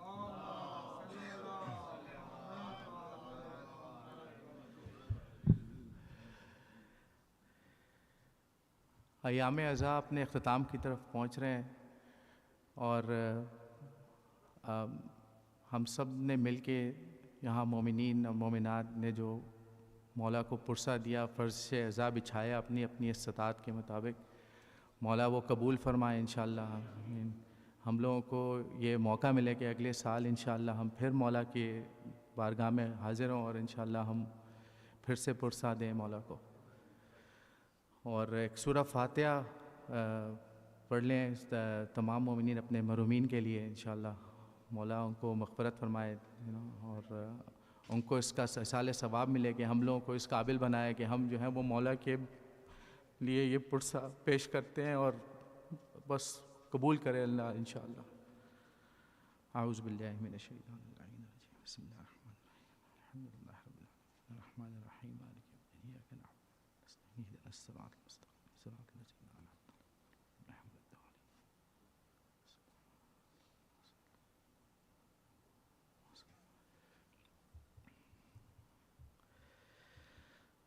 حضرت علی اکبر علیہ السلام کی شان میں کچھ کلام پیش کرنا چاہتا ہوں کہ اس سے بڑی مولا حسین کے لیے سب سے تکلیف دہ بات یہی تھی کہ اتنا غم سہا، دکھ سہا انہوں نے، لیکن سب سے زیادہ مولا علی اکبر کی شہادت جو ہے وہ میری طرف سے میں الوداعی ایک آج کچھ کلام آپ کی خدمت میں پیش کرتا ہوں انشاءاللہ.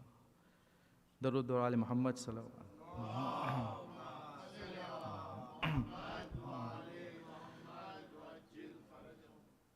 ہائے برچھی سے چھدا ہے میرے اکبر کا جگر، ہائے برچھی سے چھدا ہے میرے اکبر کا جگر، ام لیلا کر رہی ہے آہو زاری یا حسین، ہائے برچھی سے چھدا ہے میرے اکبر کا جگر، ام لیلا کر رہی ہے آہو زاری یا حسین۔ پوچھا جب اکبر کی ماں نے شاہدیں رونے لگے، پوچھا جب اکبر کی ماں نے شاہدیں رونے لگے، کس طرح برچھی کس طرح برچھی کلیجے سے نکالیا حسین، ہائے برچھی سے چھدا ہے میرے اکبر کا جگر، ام لیلا کر رہی ہے آہو زاری یا حسین۔ لٹ گئی مقتل میں زینب،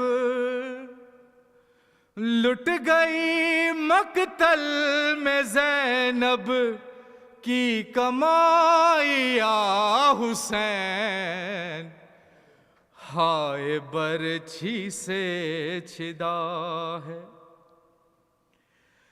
ہائے ٹوٹی تھی کمر عباس کے غم سے تیری، ہائے ٹوٹی تھی کمر عباس کے غم سے تیری، یہ ضعیفی ہائے اکبر، یہ ضعیفی ہائے اکبر کی جوانی یا حسین، ہائے برچھی سے چھدا ہے میرے اکبر کا جگر، ام لیلا کر رہی ہے آہو زاری یا حسین۔ چھینتے تھے جس گھڑی ظالم ردا سر سے میرے،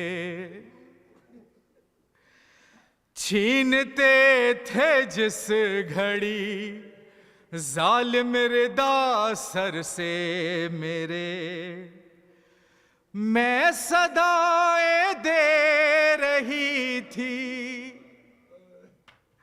میں صدائیں دے رہی تھی، ہائے غازی یا حسین، ہائے برچھی سے چھدا ہے میرے اکبر کا جگر، ام لیلا کر رہی ہے آہو زاری یا حسین۔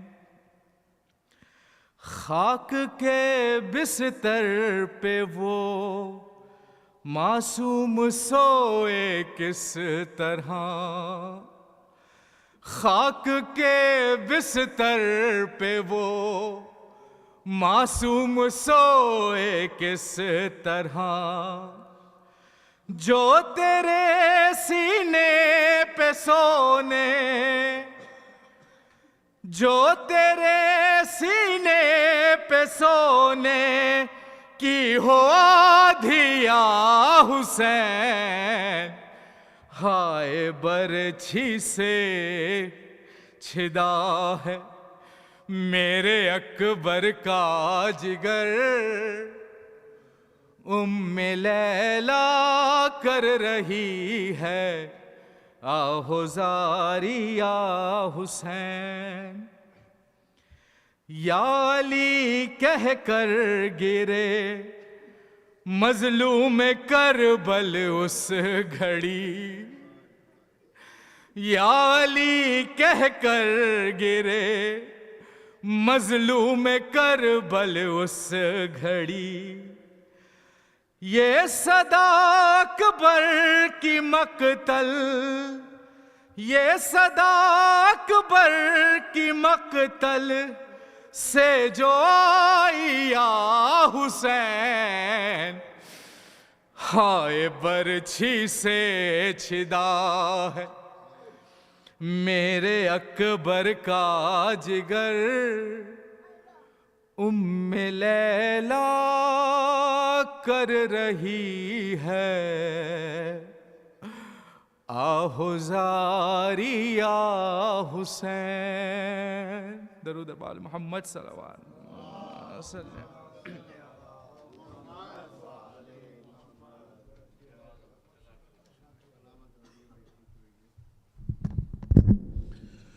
السلام علیکم ورحمۃ اللہ۔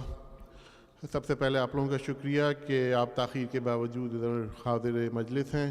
سب سے پہلے تو معذرت تاخیر کی۔ آپ لوگوں سے درخواست ہے کہ صلوات پڑھ کے 2 قدم آگے آ جائیں، اور مولانا سے درخواست ہے کہ زیر ممبر ہوں اور آج کی مجلس سے خطاب کر رہا ہوں۔ اللہم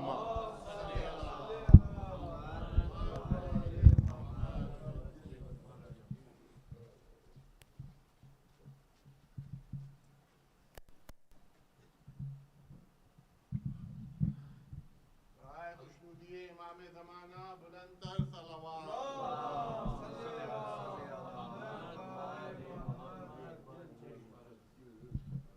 رائے خوشنودی سیدہ فاطمہ زہرا بلند تر صلوات، اللہم صل علی محمد معجل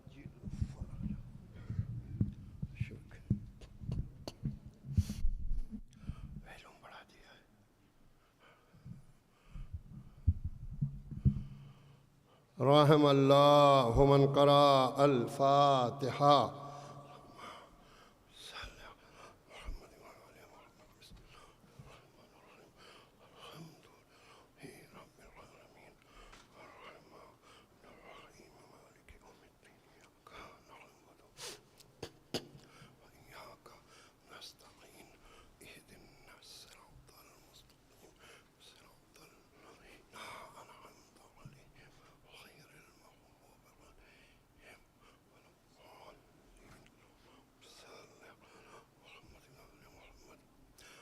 اعوذ باللہ من الشیطان اللعین الرجیم، بسم اللہ الرحمن الرحیم، الحمد للہ رب العالمین والعاقبۃ للمتقین والجنة للمؤمنین والنار للملحدین، والصلاة والسلام على أشرف الأنبياء والمرسلين سيدنا ونبينا وشفيعنا مولانا بالقاسم محمد، صل على محمد وآل محمد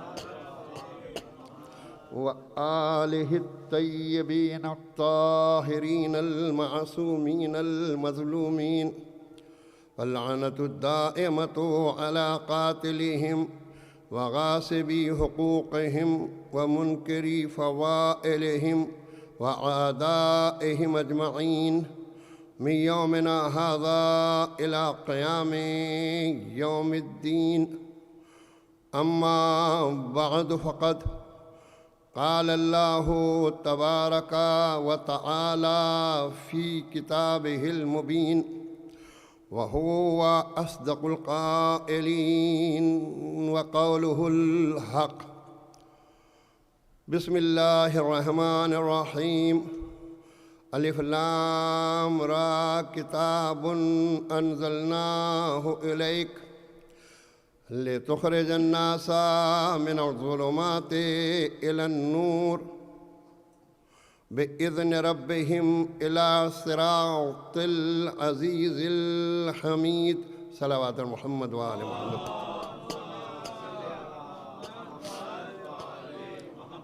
آپ حضرات سے گزارش ہے کہ ایک مرتبہ سورہ حمد اور 3 مرتبہ سورہ توحید کی تلاوت فرما کر جن حضرات کی طرف سے آج کا پروگرام اسپانسر کیا گیا ہے ان کے مرحومین کو، حاضرین کے مرحومین کو اور جملہ مرحومین کو اصالہ ثواب فرما دیں. فاتحہ مع الصلوات. اللہم صلی علی محمد و آل محمد.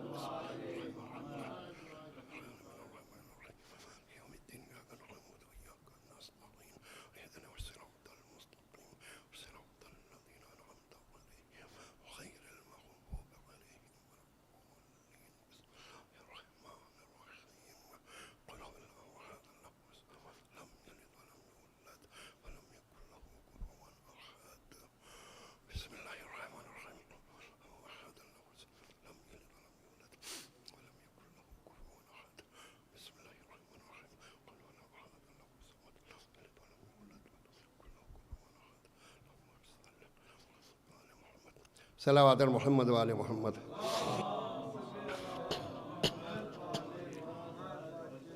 عزیزان گرامی قدر، ایام عزاء اختتام پذیر ہو رہے ہیں. آج ایام عزاء کی آخری شب ہے اور کل آخری دن ہوگا. خداوند عالم آپ حضرات کا نذران عقیدت جو آپ نے بارگاہ شہدائے کربلا میں پیش کیا ہے، اللہ اسے قبول فرمائے اور ہم سب کو عزاداران امام مظلوم میں شمار فرمائے اور شفاعت امام حسین علیہ السلام مرحمت فرمائے اور ان مجالس کے صدقے میں ہم سب کے مرحومین کی مغفرت فرمائے. عزیزان گرامی، یہ بات قابل غور ہے کہ قرآن کریم ہمیں دعوت فکر و نظر دے رہا ہے. قرآن کریم یا قرآن کریم سے پہلے آنے والی جتنی بھی آسمانی کتابیں ہیں، چاہے وہ صحیفوں کی شکل میں ہوں، چاہے مشہور کتابیں ہوں، تمام کتابیں، تمام انبیاء، تمام مرسلین، تمام اولو العزم جتنے بھی آئے ہیں تو ان کا ایک مقصد تھا کہ انسان کو گمراہی کی تاریکی سے نکال کر ہدایت کے اجالے میں لانا. یہ ان کا اصل مقصد تھا. عزیزان گرامی قدر، آیہ کریمہ میں بھی اللہ اعلان فرما رہا ہے، الف لام را کتاب انزلناہ الیک، اے رسول جو ہم نے آپ پہ کتاب نازل کی ہے. یہ کیوں نازل کی ہے؟ لِتُخْرِجَ النَّاسَ مِنَ الظُّلُمَاتِ إِلَى النُّورِ، تاکہ آپ لوگوں کو گمراہی کی تاریکیوں سے نکال کر ہدایت کے اجالے میں لے آئیں، نور ہدایت کی طرف لے آئیں. آپ بِإِذْنِ رَبِّهِمْ، اپنے خدا کے حکم سے، إِلَى صِرَاطِ الْعَزِيزِ الْحَكِيمِ، کس راستے کی طرف لے جائیں؟ وہ راستہ جو سیدھا راستہ ہے اور اس اللہ کا راستہ ہے کہ جو قوی ہے، توانا ہے، طاقتور ہے اور ہر حمد اسی کے لیے سزاوار ہے. اس ظالم عزیزان گرامی، ہر انسان کو تمنا ہے کہ ہم جنت میں جائیں. ہر انسان کی تمنا اور آرزو یہی تو ہے. اور جنت میں آپ کب جائیں گے؟ جب آپ کو سیدھا راستہ ملے گا. یعنی سیدھے راستے دو ہیں، یاد رکھیے گا آپ. کس کا سیدھا راستہ چاہیے آپ کو؟ جن پہ نعمتیں نازل ہوئی ہیں اور جن پہ غضب نازل نہیں ہوا ہے. میں نے کل عرض کیا تھا عزیزان گرامی. تو یاد رکھیں آپ کے دو سیدھے راستے ہیں، ایک سیدھا وہاں لے جاتا ہے اور ایک سیدھا وہاں لے جاتا ہے. عزیزان گرامی، تو یہ ایسے راستے ہیں کہ جس کی تمنا ہر انسان کرتا ہے، ہر انسان کرتا ہے. میں بالکل شارٹ کٹ میں، چونکہ ٹائم اچھا خاصا ہو گیا ہے، لیکن بہرحال آپ اس کو مائنڈ نہ کریں. پروگرام میں اور اس قسم کی چیزوں میں یہ چیز ہوتی رہتی ہے، تو کوئی آپ اس سے ذرا نہ ڈس اپوائنٹ ہو، نہ پریشان ہو. آپ آ کے بیٹھے ہیں فرش اعضا پر، آپ کے خلوص کو بی بی سیدہ دیکھ رہی ہیں. لہٰذا دیر ہو یا سویر ہو، آپ کو جتنی دیر ہوئی ہے نا اس کا کمیشن مل جائے گا. پریشان نہ ہو آپ لوگ. صلوات محمد و آل محمد. دیکھیے جب بات آ گئی تو میں ایک بات اور کہہ دوں کہ کبھی کبھی اللہ تاخیر کر کے بھی ایمان کو آزماتا ہے. حضرت موسیٰ سے کہا کہ جاؤ کہہ دو ان لوگوں سے کہ 30 دن میں توریت مل جائے گی. موسیٰ چلے گئے. 29 دن بڑی عبادت کرتے کرتے کہا اللہ اب تو بھیج دے 30ویں دن. کہا 10 دن اور. آپ سوچیں 10 دن اور اللہ نے کہہ دیا کہ 10 دن اور لگیں گے. ہم موسیٰ بڑے پریشان کہ قوم تو میری بڑی ٹیڑھی ہے، اب کروں تو میں کیا کروں. لہذا موسیٰ نے اللہ جو تیرا حکم وہی میں راضی. اب قوم کے جو ایک ہوتے ہیں صاحبان ایمان کے، کوئی بھی منزل آ جائے ہمیں کوئی خوف نہیں، اور ایک کچے پکے ہوتے ہیں.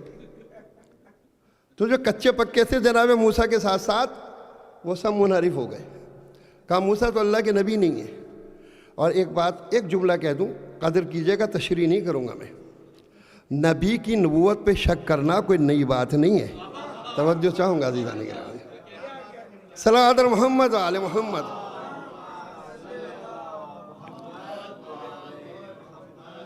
تو جب پلٹ کے آئے تو کہا موسیٰ ہم نے اسی لیے دیر کی تھی کہ جو کچے پکے وہ چلے جائیں. تو عزیزان گرامی یاد رکھا، اور ہمارا تو ایمان ہے انتظار، اس لیے کہ ہم تو اس کا انتظار کر رہے ہیں جو ساری دنیا میں انقلاب پیدا کر دے گا.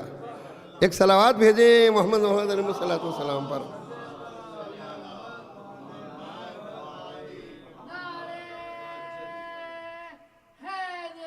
یا علی جزاکم اللہ خیر. سلامت رہو بیٹا. عزیزان گرامی قدر، تو انسان کو صراط مستقیم کب ملے گی؟ جب انسان وہ کام کرے گا کہ جس سے اللہ خوش ہے، اور وہ انسان وہ کام ترک کرے گا جو اللہ کو پسند نہیں ہے. میں نے کل آپ کے سامنے سورہ بقرہ کی آیت کو کوٹ کیا تھا پروف کے طور پہ کہ لیس البر ان تولوا وجوہکم الی المشرق والمغرب. اپنے چہروں کو جو ہے مغرب اور مشرق کی طرف جھکا دینا یہ کوئی نیکی نہیں ہے. آپ بتائیے کہ سمتیں کتنی ہیں؟ ایسٹ، ویسٹ، نارتھ، ساؤتھ، یہی تو ہیں. ہمارے ہاں یعنی عام طور پہ 4 ہیں، لیکن شریعت میں 6 ہیں، تحت فوق. یہی تو وجہ ہے کہ جب شیطان کو نکالا گیا تو اس نے کہا چاروں طرف سے بہکاؤں گا. شیطان نے کہا تھا چاروں طرف سے بہکاؤں گا. اللہ نے کہا تو چاروں طرف بہکائے گا، 2 سمتیں تو بھول گیا. اگر میرا بندہ خطا کر کے دعا کرے گا، معافی مانگے گا تو معاف کر دوں گا، شکر کا سجدہ کرے گا تو معاف کر دوں گا. صلوات محمد و آل محمد. تو سمتیں عام طور پہ 4 ہیں، لیکن قرآن میں مشرق و مغرب کیوں کہا گیا؟ نگاہ قدرت دیکھ رہی تھی ایک زمانہ آئے گا کہ پوری دنیا 2 حصوں میں بٹے گی. توجہ چاہوں گا، قرآن ہے، یہ کوئی معمولی کتاب نہیں ہے. آج کیوں کہا جاتا ہے ان کا رجحان مشرق کی طرف ہے یا مغرب کی؟ بس اتنا اشارہ کافی ہے. عزیزان گرامی، تو قرآن بتانا چاہتا کہ یہ کوئی کمال نہیں کہ مشرق کو مان لو یا مغرب کو مان لو. کمال کیا ہے؟ وَلَكِنَّ الْبِرَّ مَنْ آمَنَ بِاللَّهِ. نیکی یہ ہے کہ سب سے پہلے تم اللہ پہ ایمان لاؤ، سب سے پہلے اللہ پہ ایمان لاؤ. وَالْيَوْمِ الْآخِرِ، اور آخرت پہ ایمان لاؤ. اور اس کے بعد یہاں پہ بات نہیں رکی ہے, آگے بڑھ کے قرآن کہتا ہے کہ والملائکہ, اور ملائکہ بھی ایمان لاؤ, والکتاب, اور کتابوں پہ بھی ایمان لاؤ, والنبیین, اور انبیاء پہ ایمان لاؤ. جو 5 چیزیں ایسی ہیں کہ جس پہ ایمان لانا ضروری ہے. اگر آپ اس پہ ایمان لائیں گے تو دائرہ ایمان میں داخل ہو گئے. لیکن ایک بات میں آپ سے پوچھنا چاہتا ہوں کہ اگر ہم اسے نہ مانیں تو کوئی عمل قابل قبول نہیں ہے. یہ یاد رہے, یہ ہے اصول دین بنیادی طور پہ. تو ان کا ماننا ضروری ہے ہمارا اور آپ سب کے لیے کہ ہم ان کو مانیں. اور ایک بات یہ ہے کہ اپنی گفتگو آگے بڑھانے سے پہلے میں ایک بات اور کہتا چلوں آپ کے سامنے کہ ایک تصور دنیا اسلام میں یہ پیدا ہو گیا ہے. 2 دھڑے ہیں دنیا اسلام کے اس نظریے کے بارے میں. کچھ لوگ یہ کہتے ہیں کہ جو کرتا ہے اللہ کرتا ہے, جو کرتا ہے اللہ کرتا ہے. اچھا کرتا ہے بندہ تو وہ بھی اللہ کراتا ہے, اور برا کرتا ہے تو وہ بھی اللہ کراتا ہے. یعنی انسان مجبور ہے. اور کچھ وہ ہیں کہ کہتے ہیں نہیں, انسان یہ مختار ہے, اللہ نے عقل دی ہے, اللہ نے اختیار دیا ہے, لہذا انسان ہے مختار. اور ایک بات میں کہوں یہاں روک کے کہ اگر انسان مجبور ہوتا تو آج کوئی مشرک نظر نہ آتا. توجہ چاہوں گا, اگر انسان مجبور ہوتا کوئی کافر نظر نہ آتا. آج انسان مجبور ہوتا تو کوئی منافق نظر نہ آتا, بلکہ جو اللہ چاہتا وہ ہوتا. تو اللہ نے عقل دے کے اختیارات دے دیے ہیں کہ تم حق کو مانو یا باطل کو مانو. حق کو مانو گے تو کامیاب رہو گے, باطل کو مانو گے تو ناکام رہو گے. تو عزیزان گرامی یہ مسئلہ بہت ہی وہ ہے. تو اللہ نے ہمیں اختیار دیا ہے. لیکن ایک بات میں پوچھنا چاہتا ہوں, جو لوگ کہتے ہیں کہ اللہ جو ہے وہ صاحب اختیار ہے, جو چاہتا کرتا, تو یہ سننے میں تو بہت اچھی بات ہے. ہم بھی کہتے ہیں اللہ جو چاہتا کرتا, کوئی مجبور تھوڑا ہی ہو, جو دل چاہتا ہے اس کا کرتا ہے. لیکن ایک جملہ آگے کا, وہ کہتے ہیں کہ اللہ جو ہے جو بھی چاہتا ہے کرتا ہے, چاہے وہ ظلم ہی کیوں نہ ہو. سوچا آپ نے؟ اور ہم کیا کہتے ہیں, نہیں, اختیار ہے اس کا, لیکن وہ قرآن میں اعلان کر رہا ہے کہ ہم اپنے بندوں پہ کبھی ظلم نہیں کیا کرتا. تو لہٰذا اللہ کسی پہ ظلم نہیں کرتا ہے, اللہ نے اختیار دیا ہے. اسی لیے قرآن کریم نے کہا لا اکراہ فی الدین, دین میں کوئی جبر نہیں ہے. بس اس بات کو تھوڑا سا حل کر کے میں آگے بڑھ رہا ہوں, جلدی جلدی اپنی باتوں کو بیان کرنا آپ کے سامنے. تو عزیزان گرامی, اگر دین میں جبر ہوتا تو پھر جو جناب آدم کو سجدہ کرنے سے اس نے انکار کیا تھا, تو اللہ کہتا ہے عزیزان گرامی 2 فرشتے معین کرتا, لگاتے ڈنڈا, سجدہ کرنا پڑے گا, لیکن چھوڑ دیا, کہا جا نکل جائے ہماری بارگاہ سے. تو اگر جبر ہوتا تو شیطان کو اختیار نہ دیا گیا ہوتا. توجہ چاہتا ہوں عزیزان گرامی, سوچئے آپ, یہ ہے اس شروع دنیا ہو رہی ہے, لیکن اللہ بتا رہا ہے کہ دین میں کوئی جبر نہیں ہے. تو پھر یہ کیوں کہا جاتا ہے کہ اللہ چاہے تو متقی کو جہنم بھیج دے اور چاہے تو فاسق و فاجر کو جنت بھیج دے؟ بھائی اللہ عادل ہے, کیسے بھیج دے گا ایسے؟ لیکن یہ کیوں کہا جا رہا ہے؟ بس جملہ کہہ رہا ہوں, قدر کیجئے گا, میں زیادہ کھل کے باتیں کرنے کا عادی نہیں ہوں. معلوم نہیں کس فاسق کو بجانے کے لیے عزیزان گرامی جنت بھیجا جا رہا ہے, اور نہ جانے کس متقی کو سے دشمنی نکالنے کے لیے یہ کہا جا رہا ہے. صلوات محمد و آل محمد. یہ باقاعدہ نظریہ گڑھا گیا ہے کہ جو چاہے اللہ چاہے, یعنی بڑے بڑے ظالموں کے ظلم پہ پردہ ڈالنے کے لیے کہ ان کا کیا قصور تھا, اللہ نے کروایا. اب یہ بڑا وسیع موضوع ہے, میں اگر ادھر چلا جاؤں گا تو جو مجھے اصل باتیں بیان کرنا وہ نہیں بیان کر پاؤں گا. صلوات محمد والے محمد. بس ایک جملہ سن لیں آپ کہ اگر اللہ کو جبر سے کام لینا ہوتا, پاور سے کام لینا ہوتا, زبردستی کام لینا ہوتا, تو پھر انبیاء کے بھیجنے کی ضرورت ہی نہیں تھی, کتابوں کی ضرورت نہیں تھی. بس ایک فرشتہ کافی تھا. کون؟ ملک الموت. پڑھو کلمہ, نہیں پڑھیں گے چلو. نماز پڑھو, نہیں پڑھیں گے چلو. روزہ رکھو, نہیں رکھیں گے چلو. کوئی تھا مائی کا لال جو کہتا نہیں, ہر ایک تیار ہو جاتا. تو اس میں نیکی کا کوئی کمال نہیں ہوتا عزیزان گرامی, اس لیے کہ نیکی کا ثواب اسی وقت ہوتا ہے کہ جب آدمی اپنے دل سے کرتا ہے اور اختیار سے کرتا ہے, تو وہ نیکی نیکی ہے. اگر پاور کے زور پہ نیکی کی گئی ہے تو اس کا کوئی ثواب نہیں ہے. صلی علی محمد و آل محمد.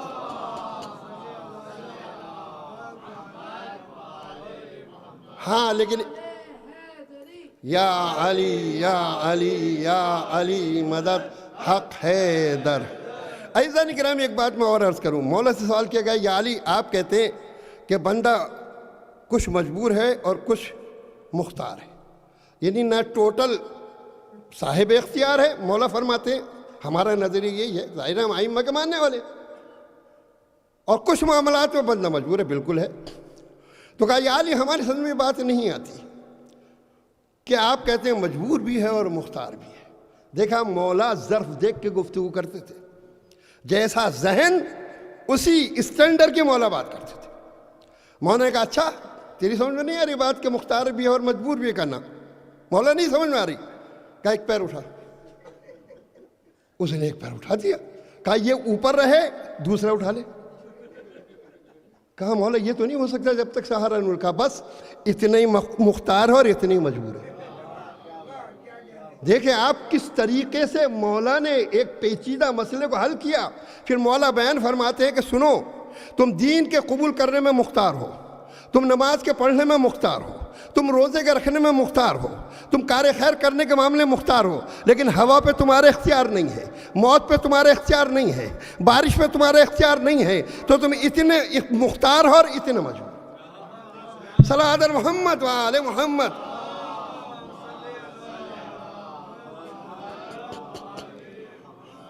تو عزیزان گرامی ہماری گفتگو یہ ہو رہی تھی کہ صراط مستقیم کیسے ملے گا. پہلے ہمیں کچھ چیزوں پہ ایمان لانا ہے.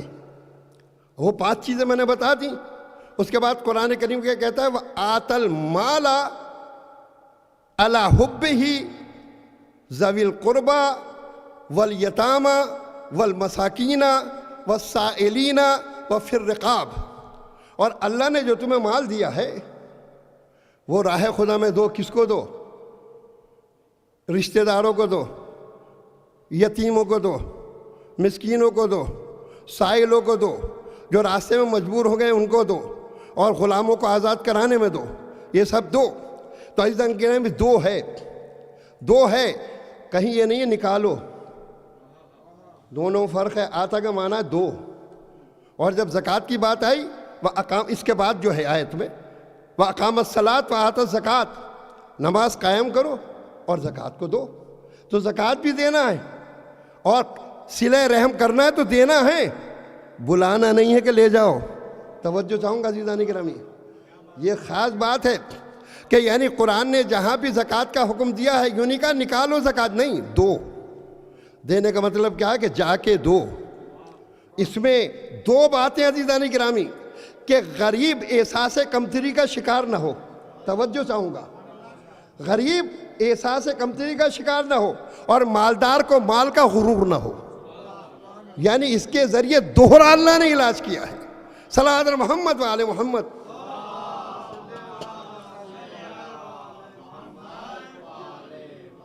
تو عزیزان گرامی ایک بات یاد رکھیں آپ کے, زکوٰۃ دو, صلہ رحم کرو دو. یعنی یہ نہیں ہے کہ بلاؤ, نکالنے تک کافی نہیں ہے. فطرے میں حکم ہے کہ فطرہ کافی نکالنا نہیں ہے, بلکہ فطرے کو مستحق تک پہنچانا جو ہے واجب ہے آپ کے لیے. اور اگر مستحق تک فطرہ نہیں پہنچا اور غلط ہاتھوں میں پہنچ گیا تو یا تو لے کے مستحق تک پہنچاؤ یا پھر اپنے پاس سے دوسرا نکالو. یہ ہے, آپ اندازہ لگائیں, یہ ہے مسائل شرعیہ. تو ایک بات پر میں گفتگو یہ کر رہا تھا کہ زکوٰۃ دو.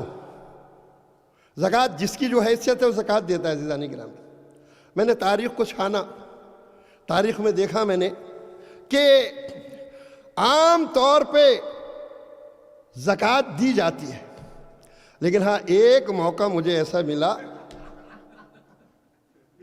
کہ جہاں زکوٰۃ لینے آیا. توجہ چاہوں گا عزیزان گرامی, زکوٰۃ لینے آئے. کب آیا؟ جب مولا نماز پڑھ رہے تھے اور زکوٰۃ لینے والا آیا. اگر نماز نہ پڑھ رہے ہوتے تو علی نے جا کے دیا ہوتا. عزیزان گرامی، لیکن مسئلہ ہے. اور پھر اب یہاں پہ لوگوں کو پریشانی ہونے لگی، کہنے لگے کہ علی کا تو خضوع خشوع ختم ہو گیا، انہوں نے تو زکوٰۃ دے دی. سن لیا انہوں نے کیسی نماز علی پڑھ رہے تھے، کیا کر رہے تھے. میں نے کہا واہ، اللہ تو آیت بھیج دے اور آپ کو تکلیف ہو رہی ہے. سوچنے کی بات ہے. اللہ کو تو یہ عمل اتنا پسند آیا کہ اس نے آیت بھیج دی اور آپ کو پریشانی ہو رہی ہے. مجھے واقعہ نہیں بتانا آپ کو، صرف اشارہ کر کے آگے بڑھنا ہے. بس میں ایک بات کہہ رہا ہوں، زکوٰۃ میں کیا دیا تھا علی نے؟ انگوٹھی دی تھی. کون سی انگوٹھی تھی؟ یہ وہ انگوٹھی تھی کہ اللہ نے جناب سلیمان کو عطا کی تھی. اور اس انگوٹھی میں وہ کمالات تھے کہ اس کی وجہ سے جناب سلیمان چرن پرن وحوش جن انس تمام مخلوقات پہ حکومت کرتے تھے. پانی وغیرہ سب پہ، ہوا پہ، سب پہ حکومت تھی اس انگوٹھی کی وجہ سے. نہانے گئے، انگوٹھی چلی گئی، اختیارات ختم ہو گئے. توجہ چاہوں گا. پھر مچھلی آئی اور کہا کہ اے حضرت سلیمان یہ ہے. آپ کی انگوٹھی لی انہوں نے، پھر اختیارات مل گئے. یہ وہ انگوٹھی تھی جو علی نے حالت رکوع میں زکوٰۃ میں دی. توجہ چاہوں گا عزیزان گرامی، زکوٰۃ ہے 40واں حصہ ان چیزوں میں. توجہ چاہوں گا، علی نے وہ انگوٹھی دی ہے کہ جس کے بارے میں قرآن نے ملک عظیم کہا ہے سلیمان کی حکومت کے بارے میں. تو جو انگوٹھی جس کے ذریعے وہ ملک عظیم پر حکمراں تھے، اب علی کی حکومت کا اندازہ لگائیں، ان کے اختیارات کا اندازہ لگائیں کہ جو سلیمان کی حکومت ہو وہ تو علی زکوٰۃ میں دے دیا کرتا ہے.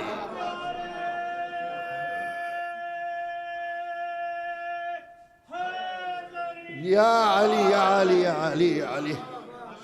ایک اور صلوات بھیجیں محمد علیہ السلام پر.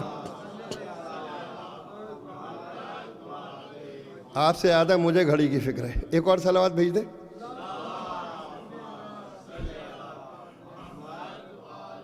تو عزیزان گرامی، میں نے کل عرض کیا تھا کہ زکوٰۃ ہے واجب ٹیکس، وہ تو ہمیں دینا ہی دینا جس پہ واجب ہے. اس کا نصاب معین ہے. غلہ ہے تو اتنا ہے، بھیڑ بکری ہے تو اتنا ہے، گائے ہے تو اتنا ہے، سونا ہے تو اتنا ہے، چاندی ہے تو اتنا. پورا نصاب ہے اس کا، الگ الگ نصاب ہے. اگر غلہ ہے آسمانی بارش سے تو اتنا دینا پڑے گا، اور اگر دونوں سے مل کے تو اتنا دینا پڑے گا، اور خالص پیسے کے پانی سے ہے تو اس سے اتنا دینا پڑے گا. سب کا نصاب معین ہے. اور ایک ہے کہ اللہ نے مال دیا ہے تو دو راہ خدا میں، اس میں جتنا آپ کا دل چاہے دے دیں، جتنا آپ کا دل چاہے، آپ کے اوپر ہے. یہ تو بھیا اس ہاتھ دینا ہے اور اس ہاتھ لینا ہے. یہ یاد رکھیں آپ. یہ آپ اگر کسی فقیر کو دے رہے ہیں تو فقیر کو نہیں دے رہے ہیں آپ، بلکہ آپ خدا کو دے رہے ہیں. امام زین العابدین علیہ السلام کا دستور یہ تھا، اللہم صلی علی محمد، کہ امام جب کسی کو کچھ دیا کرتے تھے تو دے کے پھر کہتے لاؤ مجھے دو. لیتے تھے، پھر چومتے تھے، آنکھوں سے لگاتے تھے. کسی نے پوچھا مولا آپ نے پہلے کیوں نہیں چوم لیا؟ کہا تم نہیں جانتے، قرآن میں ہے کہ تم جو کسی کو دیتے ہو وہ اللہ کے ہاتھ میں جاتا ہے. اللہ کے ہاتھ میں یار میں نے اسے دیا تو گویا متبرک ہو گیا پیسہ، اس لیے میں لے کے دوبارہ چومتا ہوں. عزیزان، تو یہ ہے عزیزان گرامی تمام چیزیں. ہم تو تھوڑا سا خرچ کریں گے تو دل میں دھڑکنیں ہونے لگیں گی. یار کوئی اعلان کر دے یا کوئی کہہ دے لوگوں سے کہ مولانا ماہر نے یہ کیا تھا، مولانا ماہر نے یہ دیا تھا. عزیزان گرامی، جہاں تم نے یہ سوچا کہ لوگوں کو پتہ چل جائے تو اللہ کہے گا انہی سے اجر بھی لو. تم نے میرے لیے کیا کہا تھا، تم نے تو لوگوں کو خوش کرنے کے لیے کہا دیا تھا. اگر مجھے خوش کرنے کو دیتے تو ایک ہاتھ سے دیتے، دوسرے ہاتھ کو پتہ بھی نہ چلتا. صلوات محمد و آل محمد.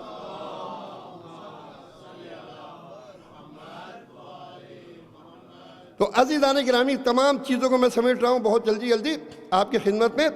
تو صراط مستقیم اسے ملے گی کہ جو اللہ کو چیزیں ہمیں یعنی پسند ہے اللہ کو وہ ہمیں کرنا ہے، اور جو اللہ کو پسند نہیں ہے وہ ہمیں نہیں کرنا ہے. تو پسند کیسے ہو؟ تو قرآن نے بتایا کہ جو نبی کو پسند وہ تم کرو، جو نبی کرے وہ تم کرو، جو نبی نہ کرے وہ تم نہ کرو، جو نبی بولے وہ تم بولو، جو نبی نہ بولے منع کرے جس چیز سے آپ بھی نہ بولیں. یہ آپ کو اس طریقے سے آگے بڑھنا ہے. تو عزیزان گرامی، تو نبی کا عمل جو ہے ہمارے لیے ہے صراط مستقیم. توجہ چاہوں گا کہ نبی کا عمل ہمارے لیے صراط مستقیم ہے، لیکن نبی تو ہمیشہ رہیں گے نہیں. تو مالک پھر کس کے عمل کو دیکھیں؟ کہا ایک محمد ہوتا تو تم یہ کہہ سکتے تھے، 12 محمد اور بھی ہیں ان کے بعد آنے والے. تو پھر ہر دور میں اس محمد کی تصویر کو دیکھنا ہے، تو ہر دور کے محمد کو دیکھتے جانا اور اتباع کرتے جانا. صلوات علی محمد و آل محمد.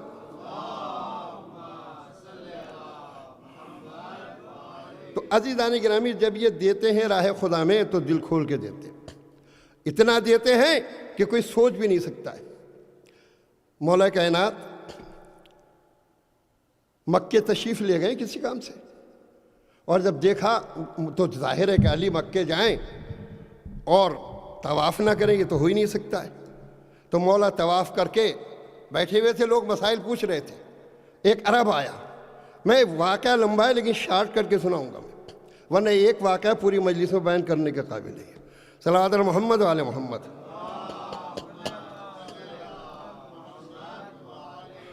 چونکہ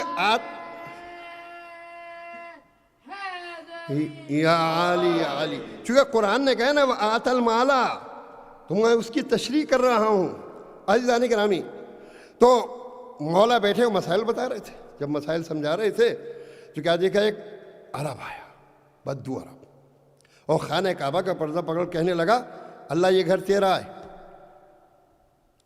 تو اس کا مالک ہے، میں تیرا مہمان ہوں، اور ہر میزبان پہ مہمان کی مہمان نوازی واجب ہے. دیکھیے کیا دعویٰ ہے اس کا.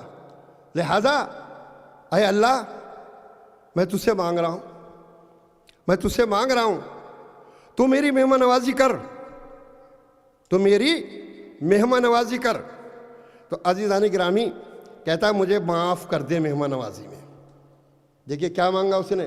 ہم ہوتے جاب دے دے، اچھی جگہ شادی ہو جائے، بچہ ہو جائے، یہ کب مانگتے. لیکن یہ تھا جاہل ضرور مگر معرفت کے درجے پر تھا. کہا تو میرا میزبان ہے، میں تیرا مہمان ہوں، مغفرت چاہتا ہوں تجھ سے. کہہ دیا اس نے. مولا نے کہا سنا اس نے کیا کہا ہے؟ کہا یا علی ہاں ہم نے سنا ہے. کہا اللہ نے اسے معاف کر دیا. معاف وہ کر رہا ہے، خبر ہی نہیں ہو رہی ہے. توجہ چاہوں گا عزیزان گرامی، کیا مقابلہ کرو گے اہل بیت سے تم اپنا. صلوات علی محمد و آل محمد. اگلا دن پھر ہوا، مولا کائنات مسائل کو بیان فرما رہے تھے. یہ پھر آ گیا، وہیں پردہ پکڑ کے کھڑا ہو گیا اور کہنے لگا اے خدا وہ دے دے جو دوسرا نہیں دے سکتا.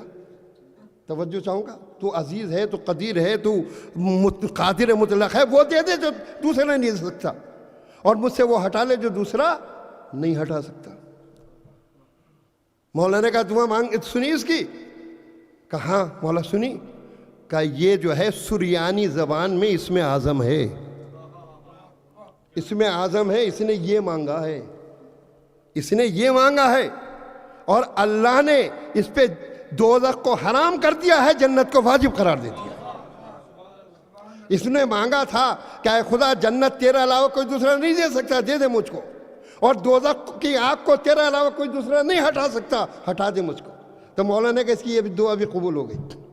تیسرا دن ہوا عزیزان گرامی، بالکل شارٹ بیان کر رہا ہوں، تفصیل بہت ہے. جب تیسرا دن ہوتا ہے تو یہ پھر دعا مانگتا ہے. کہتا ہے مالک 4000 کا مقروض ہوں، بالکل ایسے جیسا اللہ کو دیکھ رہا ہے، اور تجھ سے ہی لوں گا، تو مجھے دے. اب جب یہ دعا کر رہا تھا تو اب اٹھا مشکل کشا. توجہ چاہوں گا عزیزان گرامی. اور میرا مولا اٹھا جس کی سخاوت پہ فرشتے ناز کرتے ہیں. عزیزان گرامی مولا اٹھا کہا 3 دن سے تجھے دیکھ رہا ہوں، تو نے یہ دعا مانگی، اللہ نے قبول کر لی. آپ کیوں خبر دے رہے ہیں؟ آپ کیوں خبر دے رہے ہیں؟ کہا باب الحوائج، باب مدینۃ العلم میں ہی تو ہوں، مجھے تو خبر دینا. کہا وہ دعا بھی قبول ہو گئی، یہ دعا بھی قبول ہو گئی، سب قبول ہو گئی. اب 4000 کس لیے چاہیے؟ کہا 1000 بیوی کا مہر ہے وہ دینا. ہمیں یہاں روک کے ایک بات کہہ دوں, ہمارے یہاں مہر تو کہو $50,000 ہاں 1 لاکھ لے لو, لیکن جب دینے کی باری آئے گی تو عزیزان گرامی کم مہر رکھیے مگر دینے کی نیت سے رکھیے. اس لیے کہ اگر نیت یہ ہے کہ نہیں دینا تو نکاح صحیح نہیں ہوگا. میں صحیح کہہ رہا ہوں, مسئلہ شرعی بتا رہا ہوں میں آپ سے. لہذا مہر جو ہے بیوی کا حق ہے. تو کہتا ہے کہ یا علی 1,000 میرے اوپر مہر کے بیوی کے وہ دینا ہے. کہا اور؟ کہا 1,000 جو ہے قرض ہے میرے اوپر وہ دینا ہے. کہا ٹھیک ہے. اور 1,000 کا گھر لینا ہے. کہا ٹھیک ہے. اور 1,000 سے میں بزنس کروں گا. مولانا کہا ٹھیک ہے, سب مل جائے گا تجھے, لیکن میں مکے مدینے میں سکہ رہنے والا ہوں, یہاں تو میرے پاس ہے نہیں. اب دیکھیے یہاں تو میرے پاس ہے نہیں. جب تو اپنی عبادات سے فارغ ہو جائے تو مدینے تو آئے گا نا زیارت رسول کو, یعنی زیارت مدینے کو رسول کو سلام کرنے کے لیے. کہا ہاں ہاں بالکل میں رسول کو سلام کرنا آؤں گا. کہا تو آ جانا پھر وہیں پہ. تو عزیزان گرامی یہ عبادت تمام کرنے کے بعد پہنچا, کہتا ہے کہ کون ہے جو علی بن ابی طالب کا گھر بتائے. آواز ہی زور سے, کون ہے جو دنیا کا سب سے مشہور سخی ہے اس کا گھر بتائے. امام حسین کھیل رہے تھے. کہا کیا معاملہ ہے, کیا معاملہ, کیوں آپ پریشان ہیں, آپ مہمان ہیں, آپ مسافر ہیں. سلام کیا تو پہلے امام نے, پھر ان سے تمام کیفیات پوچھی. میں نے کہا مولا بچے ہیں, یہ تو بڑوں کی باتیں ہیں. کہا وہ تمہارے بچے ہوں گے. توجہ چاہوں گا, یہ امامت کا بچپنا ہے, کوئی معمولی چیز نہیں ہے. تمام کیفیات پوچھی امام نے اس سے. کہا تمہارے بابا نے وعدہ کیا تھا. کہا آؤ, میرا بابا نے وعدہ کیا, چلو گھر میں آئے, پوری کیفیت سنائی. کہاں آ گیا, وہ کہاں آ گیا. مولا نے بی بی فاطمہ سے کہا مہمان آیا, کچھ ہے. کہا آپ تو جانتے گھر میں کچھ نہیں ہے. کہا کوئی بات نہیں. مولا جو تھے نکلے, سلمان کو بلایا, بالکل شارٹ کر رہا ہوں تو بس زیادہ تفصیل نہ ہوتا کہ, اور بلا کے اپنا باغ بیچ دیا 12,000 میں, اور 4,000 اسے دیے, اور الگ سے $45 یا $40 دیے. کہا یہ مولا یہ کہے کہ کہا سفر میں تجھے ضرورت ہوگی, اور بقیہ سب راہ خدا میں خیرات کر دیا. گھر پہنچے, بیوی نے کہا کچھ بچا کر نہیں. کہا آپ جانتے ہیں آپ بھی بھوکے ہیں, میں بھی بھوکی ہوں, بچے بھوکے. مولا نے کہا اللہ مالک. پیغمبر آئے, انہوں نے 7 درہم دیے. کہا یہ علی جاؤ دے آؤ, اور کچھ لے آؤ بچوں کے لیے. مولا وہاں گئے لینے کے لیے, راستے میں فقیر مل گیا, اسے دے دیا. اب بتائیے امام حسن ساتھ میں, مسئلہ دیکھا آپ کتنا سخت ہے. تو اس میں کیا ہوا کہ مولا جو تھے ایک قرض لیا, مولا نے قرض لے کے کچھ خریدنے جا رہے تھے, ایک اور فقیر مل گیا, وہ قرض بھی اسے دے دیا. آپ دیکھیں یہ ہے سخی, یہ ہے سخی. دوسروں کا مال لوٹ کے غنی بننا اور بات ہے, توجہ چاہوں گا عزیزان گرامی, لیکن گھر لٹا کے غنی بننا یہ علی کا کمال ہے. صلاۃ محمد و آل محمد.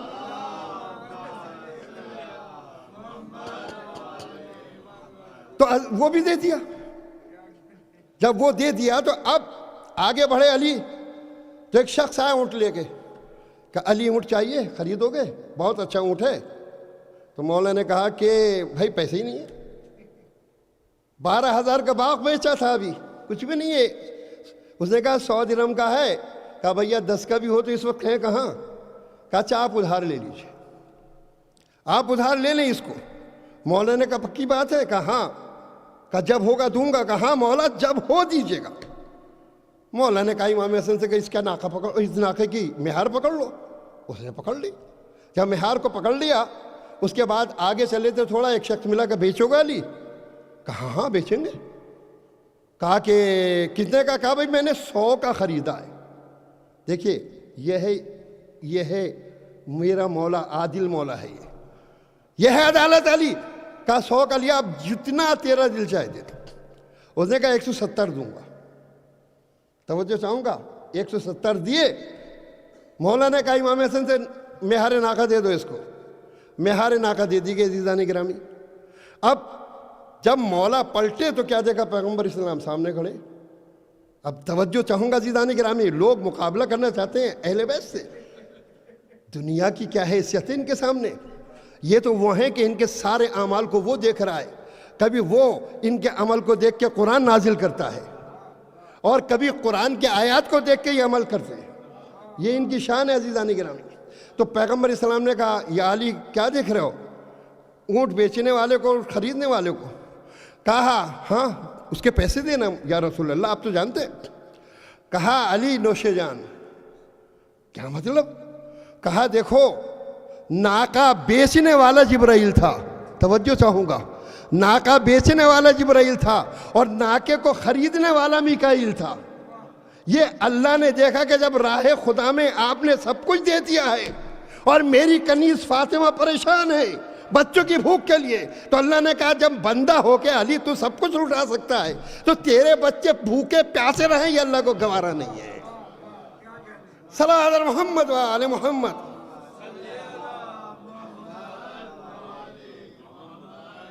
تو بس ایک جملہ کہہ کے میں اپنے موضوع کی طرف آ رہا ہوں, بس ختم کر رہا ہوں چیزوں کو. لیکن دیکھیے مولا مولا تو ہم کرتے ہیں, مولا کے نام پہ کچھ نکالنا بھی سیکھیے, یہ بہت ضروری ہے. دیکھیے تبرک کھاتے رہنے دیے ہے, تبرک کھاتے ہیں مولا کے نام کا, سبیل پیتے ہیں مولا کے نام کی, تو مولا کے نام پہ دینا بھی سیکھنا چاہیے ہمیں. صلی علی محمد والے محمد.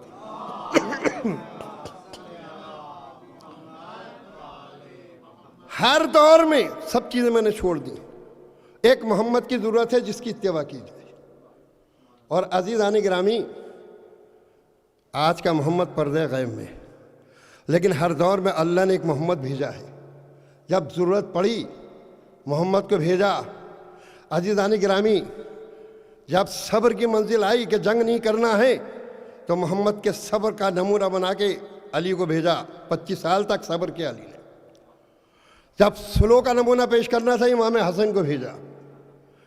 جب نیا انداز جنگ بتانا تھا کہ تلوار سے فتح کرنا تو دنیا جانتی ہے, جان دے کے فتح ابھی حاصل کی جائے تو حسین کو بھیجا.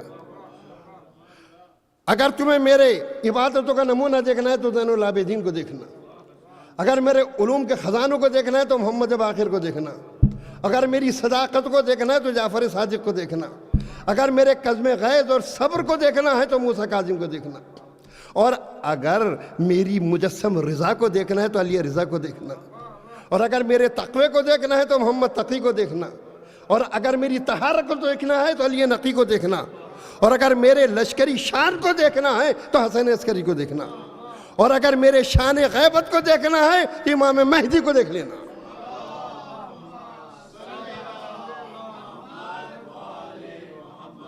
ذرا ایک زوردار صلوات بھی دیجیے.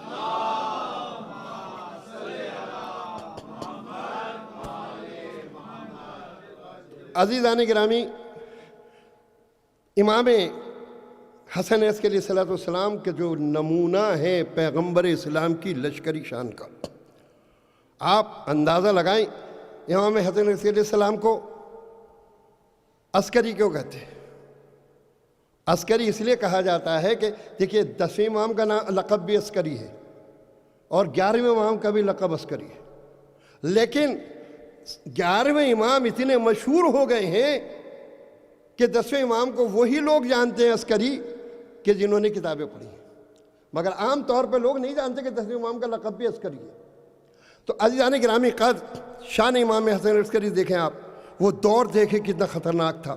چونکہ مسلسل احادیث نبی پاک سے, مولا کائنات سے, امام حسن سے, تمام انبیاء سے, تمام ائمہ سے اور تمام اصحاب سے یہ آ رہی تھیں کہ نبی پاک کا آخری جانشین جس کا نام محمد ہوگا, جو پردہ غیب میں جائے گا اور پوری دنیا پہ حکومت کرے گا. تو یہ سب جو, اور لقب اس کا مہدی ہوگا اور کنیت ابو القاسم ہوگی. تو سب کو اس کا یقین تھا کہ آئیں گے امام. لہذا دیکھیے آپ کہ کوشش یہ ہونے لگی, پہلے تو ایک ملعون عباسی شہنشاہ نے اپنے بیٹے کا نام مہدی رکھا, مہدی باللہ, اور دنیا سے کہا کہ اب یہی مہدی ہوگا جو دنیا پہ حکومت کرے گا. اب عزیزان گرامی پتھر کا اسٹیچو بنا کے اس میں روح تو تم نہیں ڈال سکتے نا, سوچنے کی بات ہے, نام رکھ کے تھوڑی کوئی مہدی بن جائے گا. تو عزیزان گرامی بہت ہی خطرناک قسم کا دور تھا. پوری کوشش تھی کہ امام مہدی دنیا میں نہ آنے پائیں, کسی طریقے سے چراغ ہدایت جلنے نہ پائے.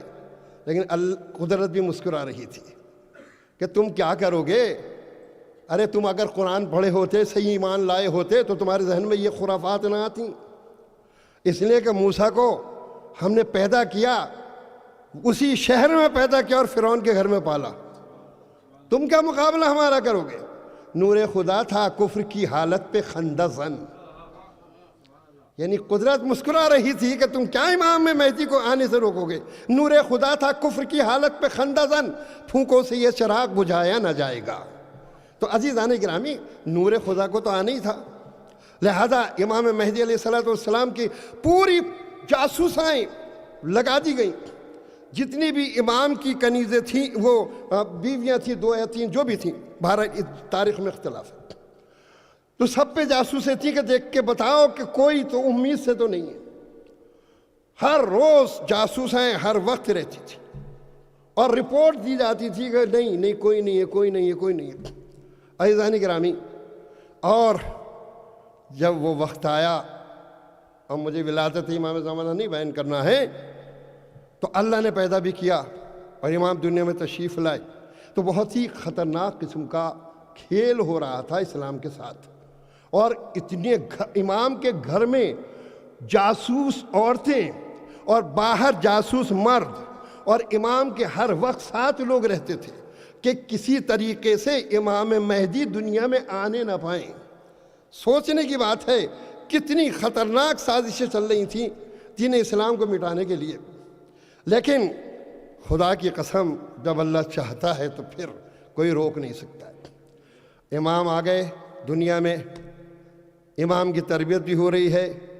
11ویں امام علیہ السلام نے ان کا تعارف بھی کرا دیا، اور اس کے بعد بتا بھی دیا خاص 40 لوگوں کو کہ دیکھو یہ ہے مہدی، اور ان کی یہ خصوصیات ہیں، تم لوگ گواہ رہنا. عزیزان محترم، امام کا ایک صحابی تھا کہ جو زکوٰۃ وغیرہ وصول کرنے کے لیے جایا کرتا تھا. اس کا نام تھا ابو الادیان. وہ امام کی خدمت میں آئے اور آنے کے بعد کہنے لگے کہ مولا میں یہ مال لے کر آئے ہوں اور اب میں جا رہا ہوں. تو امام نے کہا دیکھو تم فلاں جگہ جانا، لیکن ایک بات دھیان سے سنو، تم جو اتنے دن بعد پلٹ کے آؤ گے تو اب مجھے نہیں پاؤ گے. امام یہ سمجھا رہے ہیں مجھے اب تم نہیں پاؤ گے، ہمارے گھر سے گریہ و شیون کی آوازیں سنو گے. امام نے فرمایا. تو کہا مولا جو امانتیں لائیں ہم، پھر آپ کے بعد کون ہیں، اور امانتیں کسے دیں اور کسے امام مانیں. تو امام نے فرمایا دیکھو امانت جب تم لے کے آؤ نا، تو جو تمہارے سوالوں کا جواب دے دے اسے امانت دینا. کہا مولا کیا؟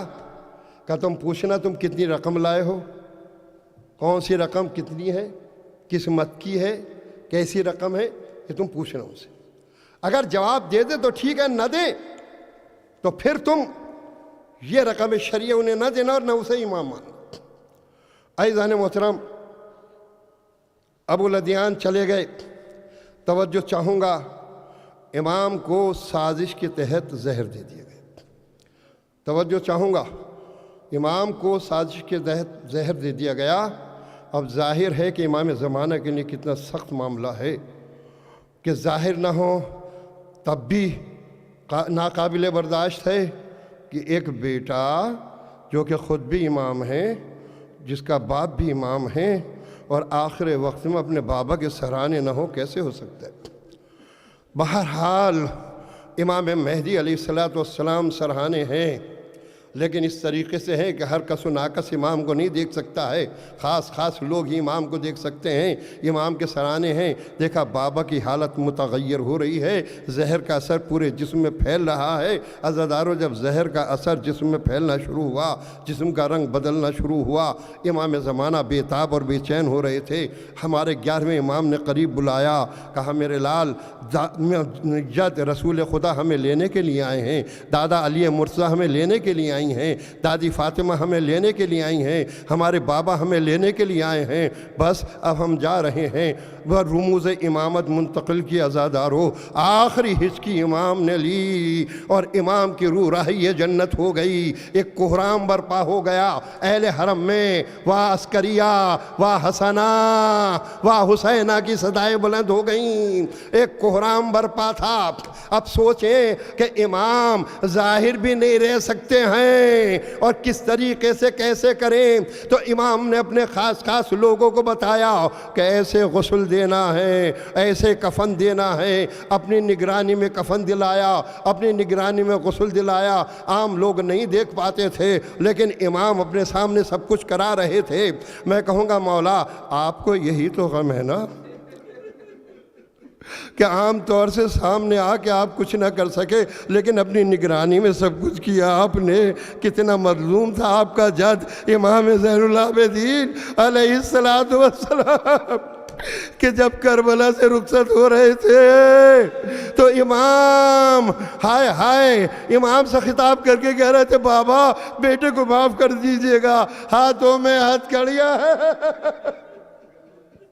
پیروں میں بیڑیاں ہیں, گلے میں توق خاردار ہے. عزادارو ہائے ہائے امام زمانہ علیہ السلام کی نگرانی میں سب کچھ ہو گیا. اب جنازہ پڑھا گیا, سارے لوگ موجود تھے. امام حسن عسکری علیہ السلام کے بھائی تھے جن کا نام جعفر تھا. عزیزان محترم آگے بڑھے جعفر, اور بڑھنے کے بعد انہوں نے چاہا کہ کسی طریقے سے نماز جنازہ پڑھائی جائے. انہوں نے کیا دیکھا, ایک بچہ آیا اور ابا کا دامن پکڑا, چچا یہ آپ کا حق نہیں ہے, یہ میرا حق ہے. اور امام زمان علیہ السلام نے نماز جنازہ پڑھائی. امام نے نماز جنازہ پڑھائی, نگاہوں سے اوجھل ہو گئے. اب حکومت کے آدمی آئے, خلیفہ وقت نے بظاہر نماز پڑھائی. عزاداروں میں مولا سے کہوں گا کہ مولا اتنا مجمع تھا, سب لوگ آئے تھے, آپ نے نماز جنازہ پڑھائی. آپ کو جو کہنا تھا بابا سے کہا, آپ کی اقتدا میں نماز جماعت ہو گئی. لیکن ہائے مظلوم کربلا حسین, کتنا مظلوم تھا کہ بیٹا اجاز امامت سے پہنچا تو لیکن چند لوگ تھے جو پیچھے اجرکم اللہ, خدا آپ کو کسی غم میں نہ رلائے. عزادارو باقی مولا کے سلسلے میں 11ویں امام کے سلسلے میں انشاءاللہ مفصل گفتگو کل کریں گے, اس لیے کہ امام کی شہادت کا کل دن ہے تو انشاءاللہ مفصل گفتگو ہوگی. مگر میں عرض کرنا چاہتا ہوں کہ امام حسن عسکری علیہ السلام کا جنازہ شان سے اٹھا.